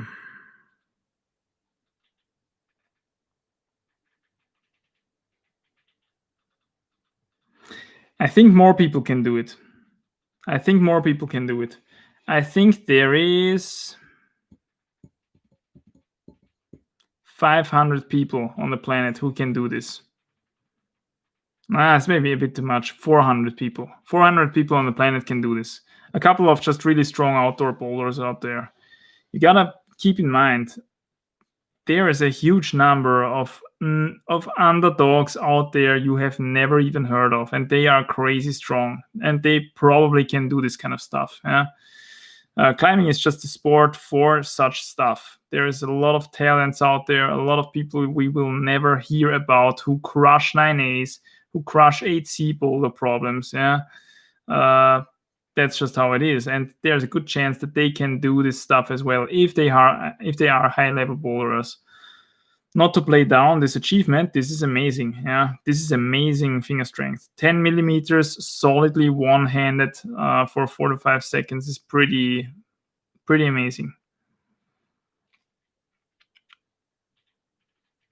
I can't climb currently because of the pandemic. Yeah, that's unfortunate. What grades are you climbing with this crazy strength? Asks Jean Ramses. And I never got a chance to try anything more than V11, sadly. So my max grade was V11. Wow. So that means you certainly have some potential. So yeah, with this kind of finger strength, you should climb V13. Yeah. V13 is 8B font, I would say. This is my max grade in bouldering, and I never had your strength. I never had your finger strength, and I was climbing a very fingery 8B. Yeah, so if you find a very fingery problem, you could probably go up to something like 8B plus with this kind of finger strength. Yeah, quite sure about that. Music Scala says, did you read Ondra's comment on the Silence Crack video from the White Boys? It's in the description of the video. In summary, not the crack itself was the problem, but it's getting into position. You know what? Let's check it out. I never read that. I also even did not yet look at the video myself of the White Boys trying this this kind of thing. Let's see. We have White Boys Silence. Let's check it out. Silence 9C. Can the crack be jammed? Let's see. Okay, so we sit through an ad for the White Boys. Gonna make a little bit of ad money there. Pete Whittaker is in the bouldering room of the boulder training room of the Flat Hanger training camp. That's amazing. I was there as well. Okay, so let's read the description. You say it's in the description. Silence is the hardest rock climb in the world, and seeing as though a very small portion of the crux has a crack on it, we wanted to see if we could find some jams and actually hang on. Note from Pete. Just making it clear on a few points right from the beginning, I never started the crack from below the crack, so I have no idea whether the sequence I was using would in fact work when climbing from below. Yes, you can get your hands and feet into the positions I had them in, but whether you can get them into these positions well enough to enable you to execute the crack climbing sequence above, I have no idea. The crack climbing sequence that I used wasn't simple. It involved thin and technical foot and hand jamming. Secure, but technical and difficult would be my words to describe it. I hope it's an alternative sequence that someone strong enough can climb into, use effectively, and find useful for a future ascent. And of course, thanks to Adam for bringing this route to light, sending us some comments, and continuing to lead our sport with inspiration for everyone. Wow, there's so much good energy here. There's no competition at all here. There's so much good energy. Okay, so right away, this sounds like a pretty... It sounds like, without even having seen the video, okay, I paused it right now because I don't want to overload the laptop here, but without even having seen the video, this sounds like a pretty rough spoiler alert. I did not really try the whole crux. I only tried to somehow jam the crack and find an alternative solution, and then it's a bit of a bummer. I thought he did the whole crux and he graded it as a V11 crack boulder or something with his solution. Right off the bat, I must say I'm a little bit disappointed reading this. So far, when I'm reading this, it sounds for me like they wanted to create a big video and, again, making big views by trying the world's hardest crux or whatnot and trying to find an easier solution. So let's try and see the note from Adam, which is coming below the note from Pete. I really enjoyed watching this video and I was looking forward to when Pete or Tom would finally check it out. Linking the crux, in brackets, even though there are harder single moves lower down. So he makes clear right away that actually there's harder single moves. Was jamming my left foot properly while being super extended, holding the slopey hole with right hand down low and then getting into the holds right underneath the foot jam. From there on, it was all about this massive drop knee, which makes the crack section a one mover instead of technical jamming and making more moves. Okay. I would often get into the position where Pete is starting from with my foot jam sliding half out, and there was no way to drop the knee.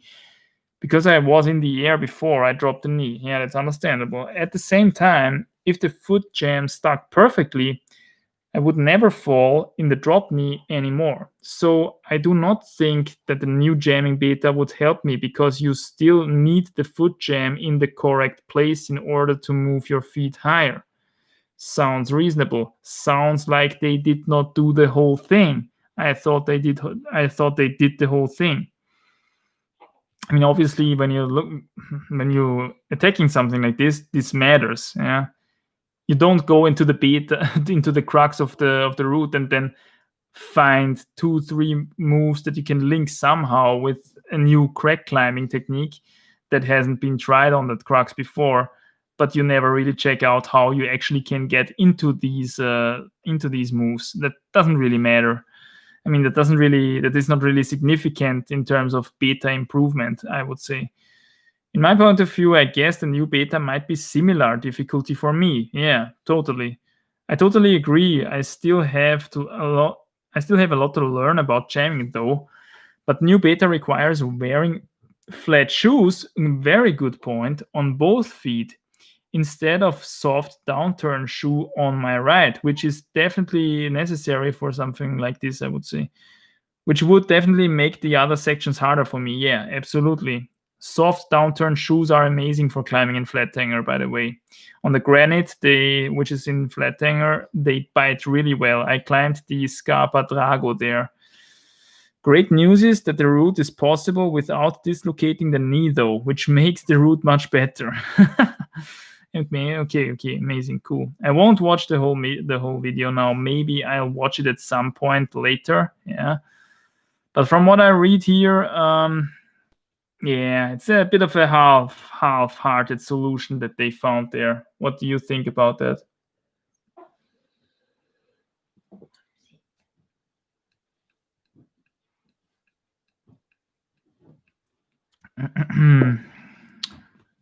Oh. Average Climber says, "Hi Manny, Beastmaker question. Do you use the sides of the slots while hanging?" Yes, I do. I tried one of these hangboards recently, and it seems to make a significant difference. It makes a significant difference. Yeah, not using the sides of these rounded holds. The sides give you significantly more friction for the finger that is actually hitting the side. So for me, that's usually the index. Yeah, the index hits the sides, and then you get more friction, and then it makes the hang a little bit easier, significantly easier. Yeah, not a little bit, significantly easier. So there's actually people who are really, they're really eager about saying when they do a new record, did it with or without the sides, because without the sides it's much harder. Just like hanging the slopers above on the Beastmaker 2000 is a lot harder if you if you lock your hands into the sides of the next sloper compared to if you let them completely free on the hold. Yeah, so it makes a significant difference. 31778 Gaming. Also, that Pete's beta needs flat shoes instead of the downturn shoes. Absolutely. A big difference when you're on the rest of the 9C, I bet. Absolutely, man. Flat shoes are in a super overhang, crazy overhang like this, would make a huge difference, man.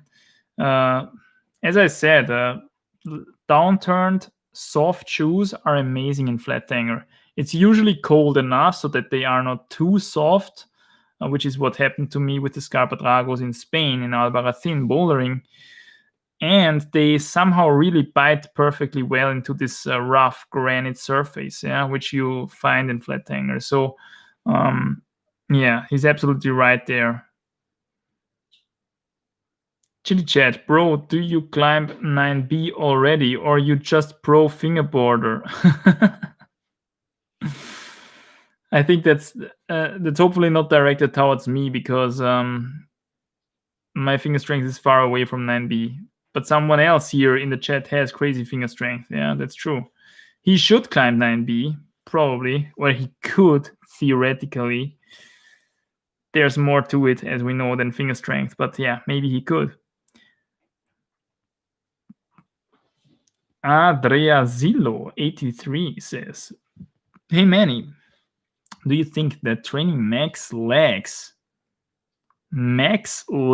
strength is interesting for progress?" No, not at all.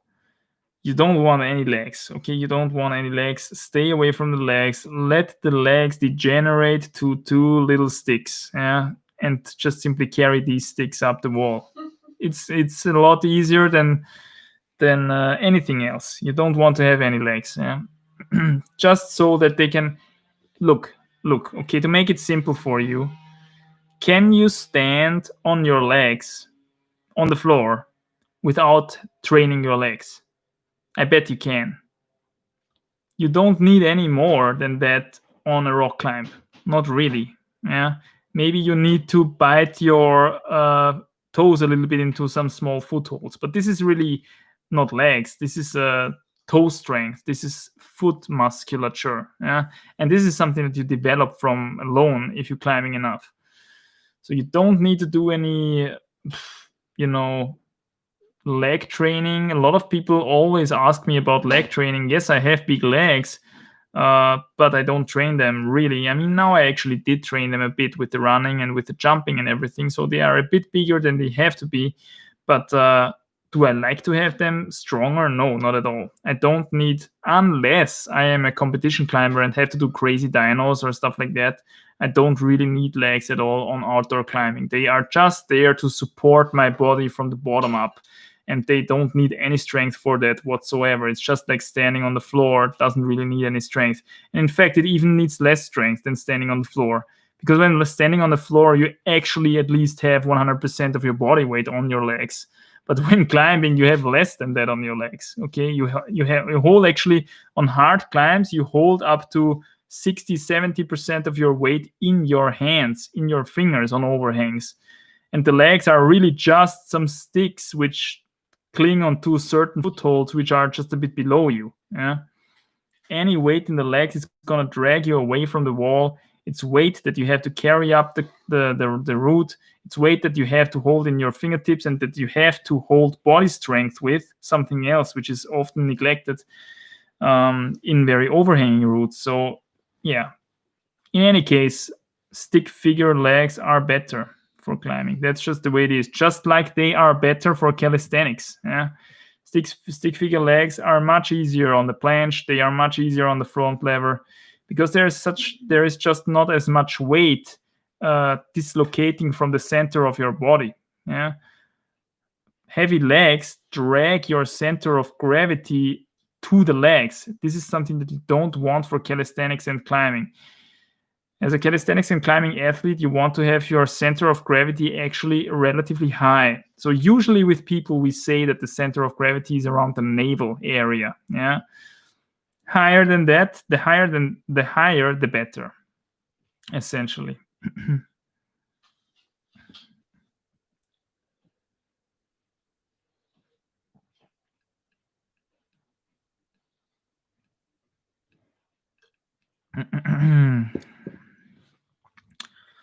James says, no, there is nothing harder than 8A within like 50 miles of me, and I just hangboarded non-stop the past 5 months in pandemic. Man, it's really time to test that out. It's time to test what you actually can do. Time to make something harder than 8A then. Absolutely. What are the differences in conditioning for bouldering / lead? Well, obviously for a lead, you need more endurance and definitely more power endurance. For bouldering, you most of the time don't need this at all. What you rather need for bouldering is high lock of power, high finger strength. Basically get all the max strength attributes as high as possible, except the legs. The legs should be non-existent, again, as we talked about with lead climbing. The same is true for bouldering, essentially.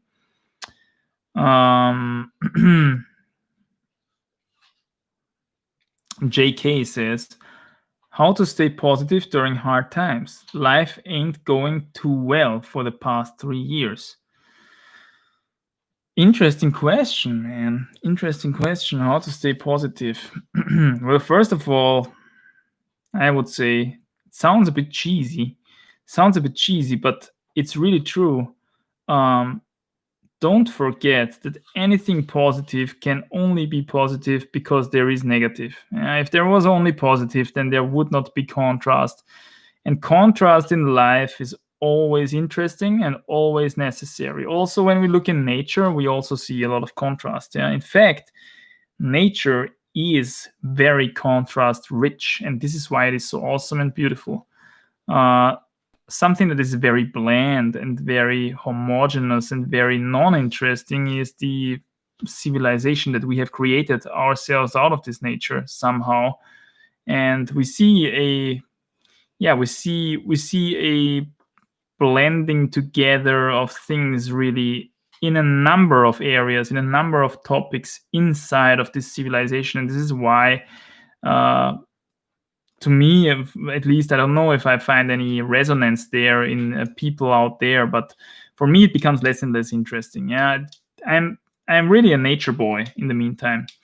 This is also why I moved out of the big city. This is why, I live on the countryside now, surrounded by more nature. At least it's not very wild here, not at all, but there is definitely more nature. And there's good things and bad things in nature. Okay, good and bad. This does not really exist. This is a moral concept that we have created in our minds. Nature just is. And there is contrast in nature. In contrast, in nature is sunshine and there is rain. In nature is life and there is death. In nature is peace and harmony, and then around the corner there's violence and blood spilled. This is contrast, and this is beautiful. This is good. Okay, this is not something that we should shy away from. And since we are still ourselves living beings, I would say that there is this contrast in our lives as well. There is good times. There's always going to be good times and successful times, and then there's going to be down times. The one would not exist without the other. So, this is what I would say, maybe in kind of a philosophy thing like that. Other than that, I can only say, well, could you do something about it? Or did it just happen to you by fate, quote unquote? This is a very rough description. Life doesn't going too well for the past 3 years. If you would want to describe your problems in a little bit more detail, I could maybe, if I have some sort of experience with it or some sort of opinion about it, I could maybe help you with it. Other than that, I can really only say that there is contrast out there, and enjoy it. Ride the tides as they come.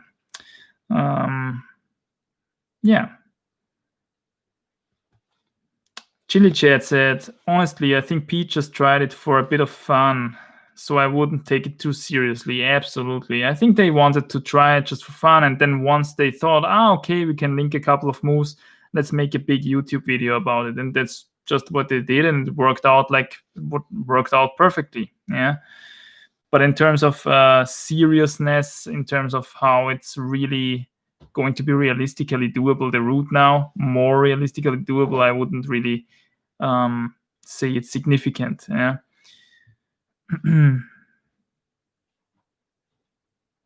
Average Climber says, thanks for the previous answer. Would you say that you are far from your max finger strength potential, or what do you consider your current weaknesses /are when you could progress more? At the moment, I'm quite far away from my max finger strength potential. That I know because, I'm just coming out of this big rest of mine. So I could definitely be about 5 kilograms in terms of holding power stronger in each hand than I am now.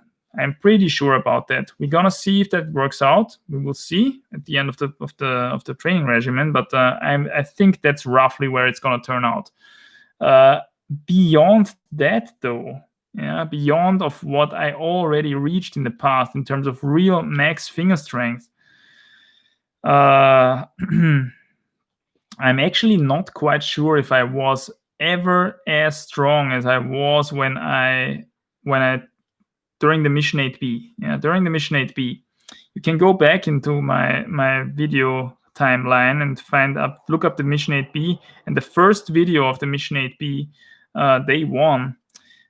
I was in this old climbing gym, this old school climbing gym in Vienna, and hanging on the Beastmaker 2000, a couple of hangs there, and to my surprise, when looking up this video recently, nowadays, I saw that I was hanging actually with the right hand, which always has been my stronger hand, by the way. But anyway, I was hanging the side edge of the Beastmaker quite solidly for 3 seconds or something, yeah, one-handed. So this is something that I'm not sure if I even could do when I was doing the 8C Plus, yeah, if I was even that conditioned. But again, this was a time when I was doing a lot of outdoor bouldering, when I was working for the Mission 8B. Yeah? And this is what happens when you do a lot of outdoor bouldering. You get crazy finger strength. This is why it's so effective for everything else. So yeah, in terms of finger strength, this was definitely one of the strongest that I have ever been in terms of finger strength divided by body weight, that is. Then there came the time when I conditioned myself for my first 8C Plus, and I was also really, really strong in the fingers, but I was significantly heavier in terms of body weight. I could do a one-armer, though, on the middle Beastmaker edge. I did not really test the side Beastmaker edge for whatever reason. Maybe I should have done that, and I would have seen, oh, I can hang it one-handed as well. Who knows? But I didn't test it. This was another point in time where I was really strong in terms of finger strength divided by body weight, although my body weight was significantly higher compared to the Mission 8B. I mean, on the 8B itself, on the day when I sent it, I think I was 62 kilos or something. Now, I rarely go below 67 kilos in the morning.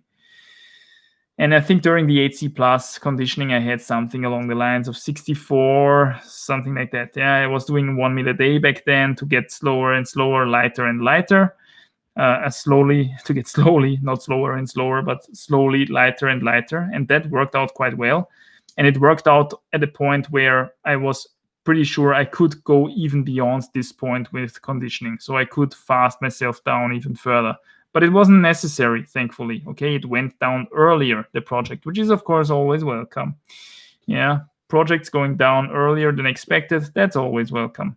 But anyway, what I want to say is I had these two quite significant peaks in terms of finger strength divided by body weight, and I hope that I can create a third one now, maybe even the strongest as of yet. But every time when I was at these peaks, I had the impression, man, I am maxed out in terms of finger strength. And that's why I always say, although when I climb with friends, they always tell me, yeah, this crux is going to be no problem for you because you have super strong fingers, yada, yada, yada. But in my opinion, my number one holding back factor is still finger strength. Yeah? It's just I work at the absolute limit, genetically speaking, what my forearms can produce. And it's getting really hard to develop yourself beyond that, I must say. So to all the finger strength freaks out there who start off already with crazy finger strength gains and maybe, have huge forearms from the get-go, even as a kid, and always had these strong hands in general, see yourself as blessed. Okay, you're blessed by the climbing gods. You should use these capabilities and develop them to the fullest, and you are actually the guys who can make crazy gains in this sport. Yeah? People like me, I'm not too bad in the finger strength game, but I'm definitely not, genetically speaking, super good at it. There is much, and I always see, every time I see it in the chat of these live streams, yeah, there is some crazy kid out there who has much more finger strength than I do, and they have, despite that, not the results still yet that I have.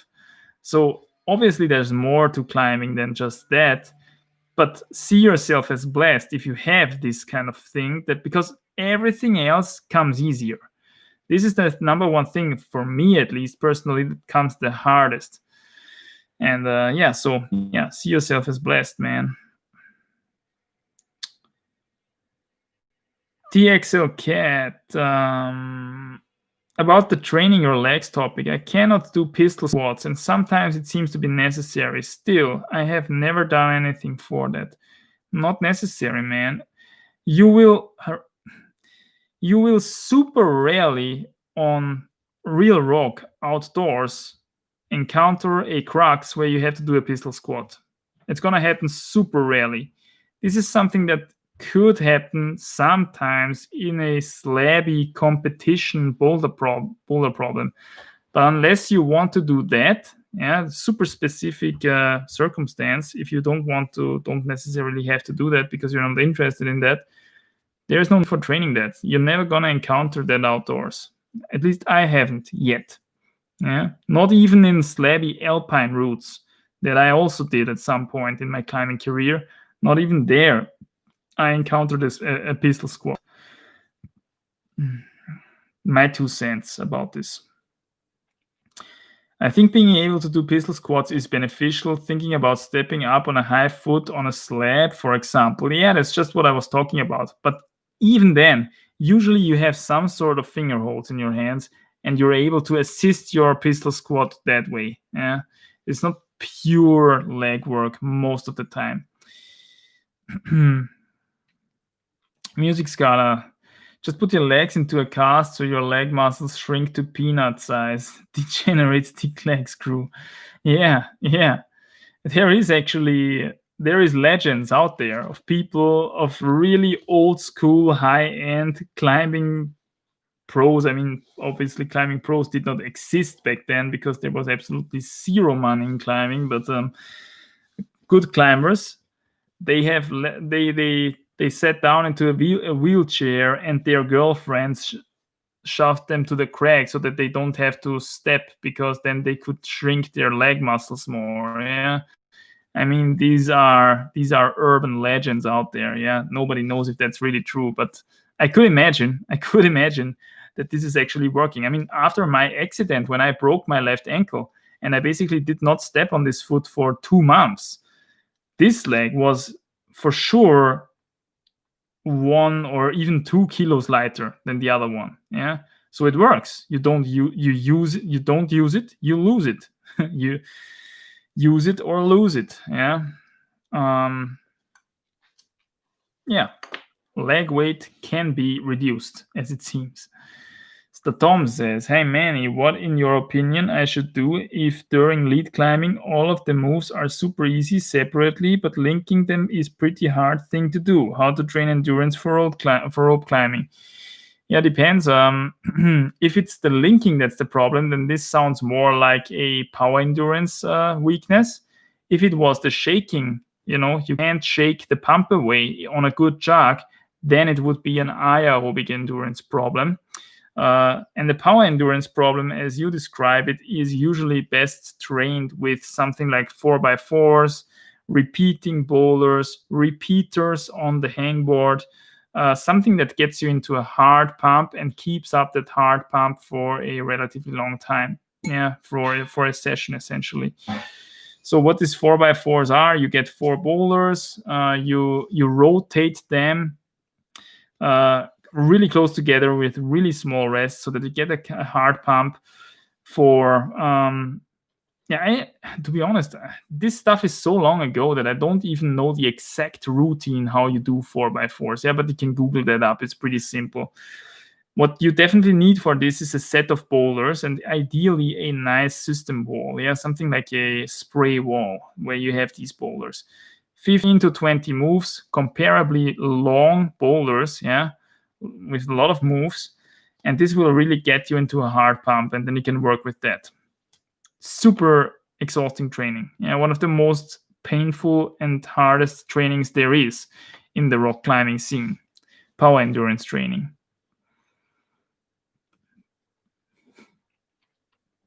Car says, I agree to the point of 31778 gaming. I did pistol squats and I could feel how it felt easier for me to shift my weight over one foot and stand or push up with that, especially in tight body position. Might be, yeah. But for me, I never encountered this really significantly, I must say. Average Climber says, have you ever consider specifically building muscle in the forearms? According to some, that could increase your strength cap or limit. I must say I did not really try that. What I can say though is that my forearms felt the biggest when I was training a lot of repeaters on the hangboard. So that might be a key. I also did not train repeaters in general for a really long time now. Maybe I should do this again. Yeah, but I felt when doing a lot of repeaters that my muscles really loaded up in the forearms. But this could be also simply due to glycogen stores, right? Increased glycogen storage in the forearms, because the hang times on repeaters is actually pretty long, and the stimulus that you get there is probably pretty okay. Glycogen loading, yeah. But also in general, you get bigger muscles in the forearms definitely with this kind of training. So what could be a good strategy is building the muscle via repeaters. And repeaters are actually an official hypertrophy training for climbing, yeah. So repeaters fit into the hypertrophy box, and this makes sense from repeaters and from a set perspective, yeah. So you get your muscles bigger by doing repeaters. Will these bigger muscles then also turn out to be stronger once you do max hangs and shift your training into that direction? Maybe. Could be a trick, yeah. Maybe I try this time. Let's see. We will find out. But yeah, this could be a strategy. First of all, do repeaters to build those muscles up. When there is not significant improvement in the repeaters section anymore, switch over to max hangs and improve that as much as possible. When there is not a significant improvement there anymore, switch back to the repeaters. And this way you work yourself up until you injure yourself or you become the crazy Hulk, yeah, essentially. James again. I imagine he definitely has. Finger rolls and repeaters are best for hypertrophy. There it is, James. You have it. And I know he's done them. Yes, I did the repeaters for hypertrophy once. That's why I know that they work quite well for just. But you know what's the deal with all that in the end? I never had as significant finger strength gains as when I did just simply a lot of outdoor bouldering, not thinking about all the theoretical finger strength training and all that stuff. The best gains I had when I just simply spent the most time outdoors and bouldering around on these really crappy holded limestone boulder problems of this one bouldering area to the south of Vienna, which is just so amazing, which is called Merkenstein. Yeah. This gave me the best results. Yeah. No fingerboard training could come close to that. Although I must say I did also fingerboard training on top of that. Yeah, but it was definitely the bouldering that did the big progression jump and not the fingerboarding. Because fingerboarded I had years before that already. And still I was quite plateauing in that. Only outdoor bouldering really got me to a next level when it comes to fingerboarding. And the same was true now when I was projecting the 8C Plus. It was not a coincidence that I started as I could see the 8C Plus becoming more and more realistic. I started just outdoor bouldering because I knew this is just the perfect conditioning for fingery, hard, bouldery routes. And the 8C Plus was one of them. Yeah. So that's how I see it. But yeah, definitely in terms of training theory and that stuff, switching up repeaters and max hangs could definitely be a good key. 2O says, when recovering from a mild A2 sprain, even after weeks rest and rehab, I still find pain when pressing the finger after any effort. But no pain while climbing in your experience. Is some pain still okay? Yes, I think it is. People are a little bit up to 6 to 7 weeks after. Yeah, I mean, 6 to 7 weeks after the sprain is not a lot of time, actually, yeah, for an injury like that. But usually, what I can say is that usually the pain that comes when you actually load the pulley is more significant than the pain that comes, let's say, after a session. Because a lot of things come after a session, yeah? You've got a lot of lactic acid going in your body. Generally, the inflammation is a little bit higher. Everything is a little bit more agitated. And spots which are, which were already a little bit vulnerable before might come to the surface again that way, yeah? But maybe it's already almost healed and it's just starting to hurt a bit because the general inflammation in your body goes up after a session, which is only natural. And that's why you feel it again. But that's why I say usually if you actively feel it once you're actively climbing on it, this is more significant because this is your body actively telling you, I don't want this stress on this tissue at this moment. Stop. Yeah. If it's coming afterwards, slowly creeping in, and then goes away slowly again when you sleep over it, it might be just a general inflammation that wakes it up, quote unquote, again. Yeah, but it's actually almost done. So that's how I see these kind of things. Find pain when pressing the finger after any effort. Yeah, you mean you press it like that.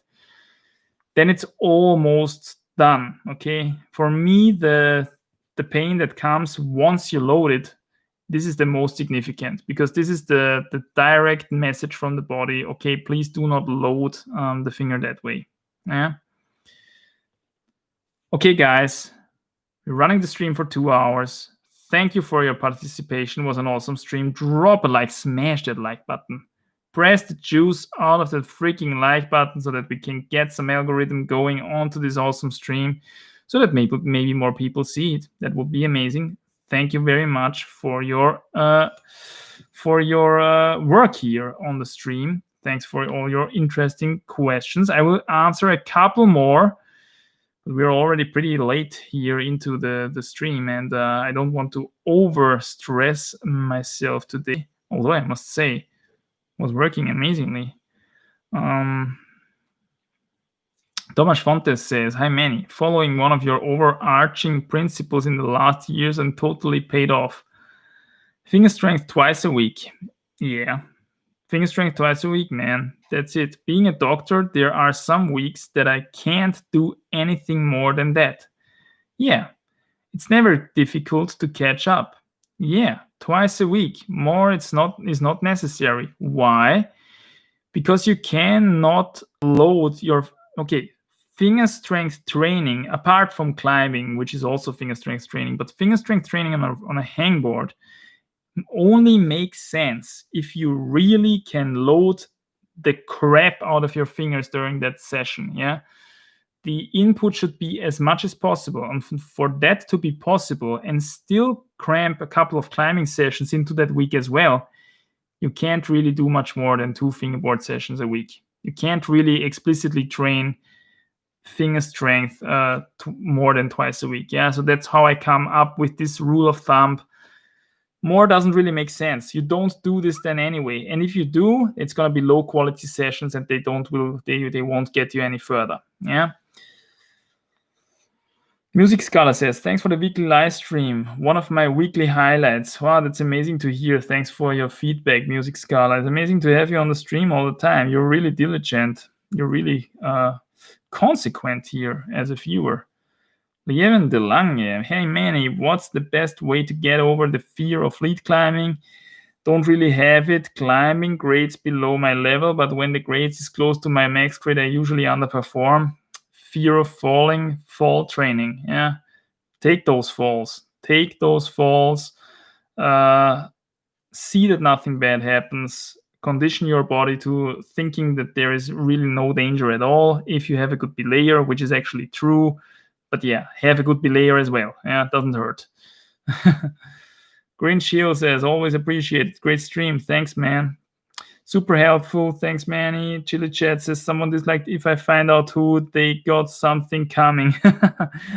Thanks for the defense, Chili Chat. In fact, disliking is better than not liking at all. Did you know that? Okay. So disliking still goes into the algorithm. This is interaction with the video, and the algorithm likes that. Yeah. So before you don't like it all, drop a dislike. I very much appreciate it. I very much appreciate that as well. Chris Webb Parsons, again, thanks to you, stresses the finger enough. Yeah. Chris Webb Parsons is a good routine for max strength, in my opinion. See you next live stream. All right, guys. That's it, my friends. I'm gonna close the stream now. Thanks for your participation as usual. Collect some questions for the next stream. I'm already gonna announce the next stream. Same time, same place. We're gonna grind it out, my friend. Sunday, 9 p.m. GMT +2. I'm gonna sit here again on this comfy chair with the non-stick towel in the back so that I don't stick to the chair. My guitar is gonna be there as well. I'm gonna play it from time to time until we are there. It's gonna be great times. Don't you think so? Yeah, I know you do. So I wish you a good night, my friends. Keep crushing despite the crazy circumstances. I know it's hard sometimes. There's no excuses. Do your best. I will do my best for sure as well. Okay, my friends, and I'm gonna drop some crazy content, I think, next week of the comeback process. Should be legendary. We will have a lot of fun. We will have a lot of fun, my friends. I can't wait. I'll see you there. Okay? Have a nice night. Bye, my friends.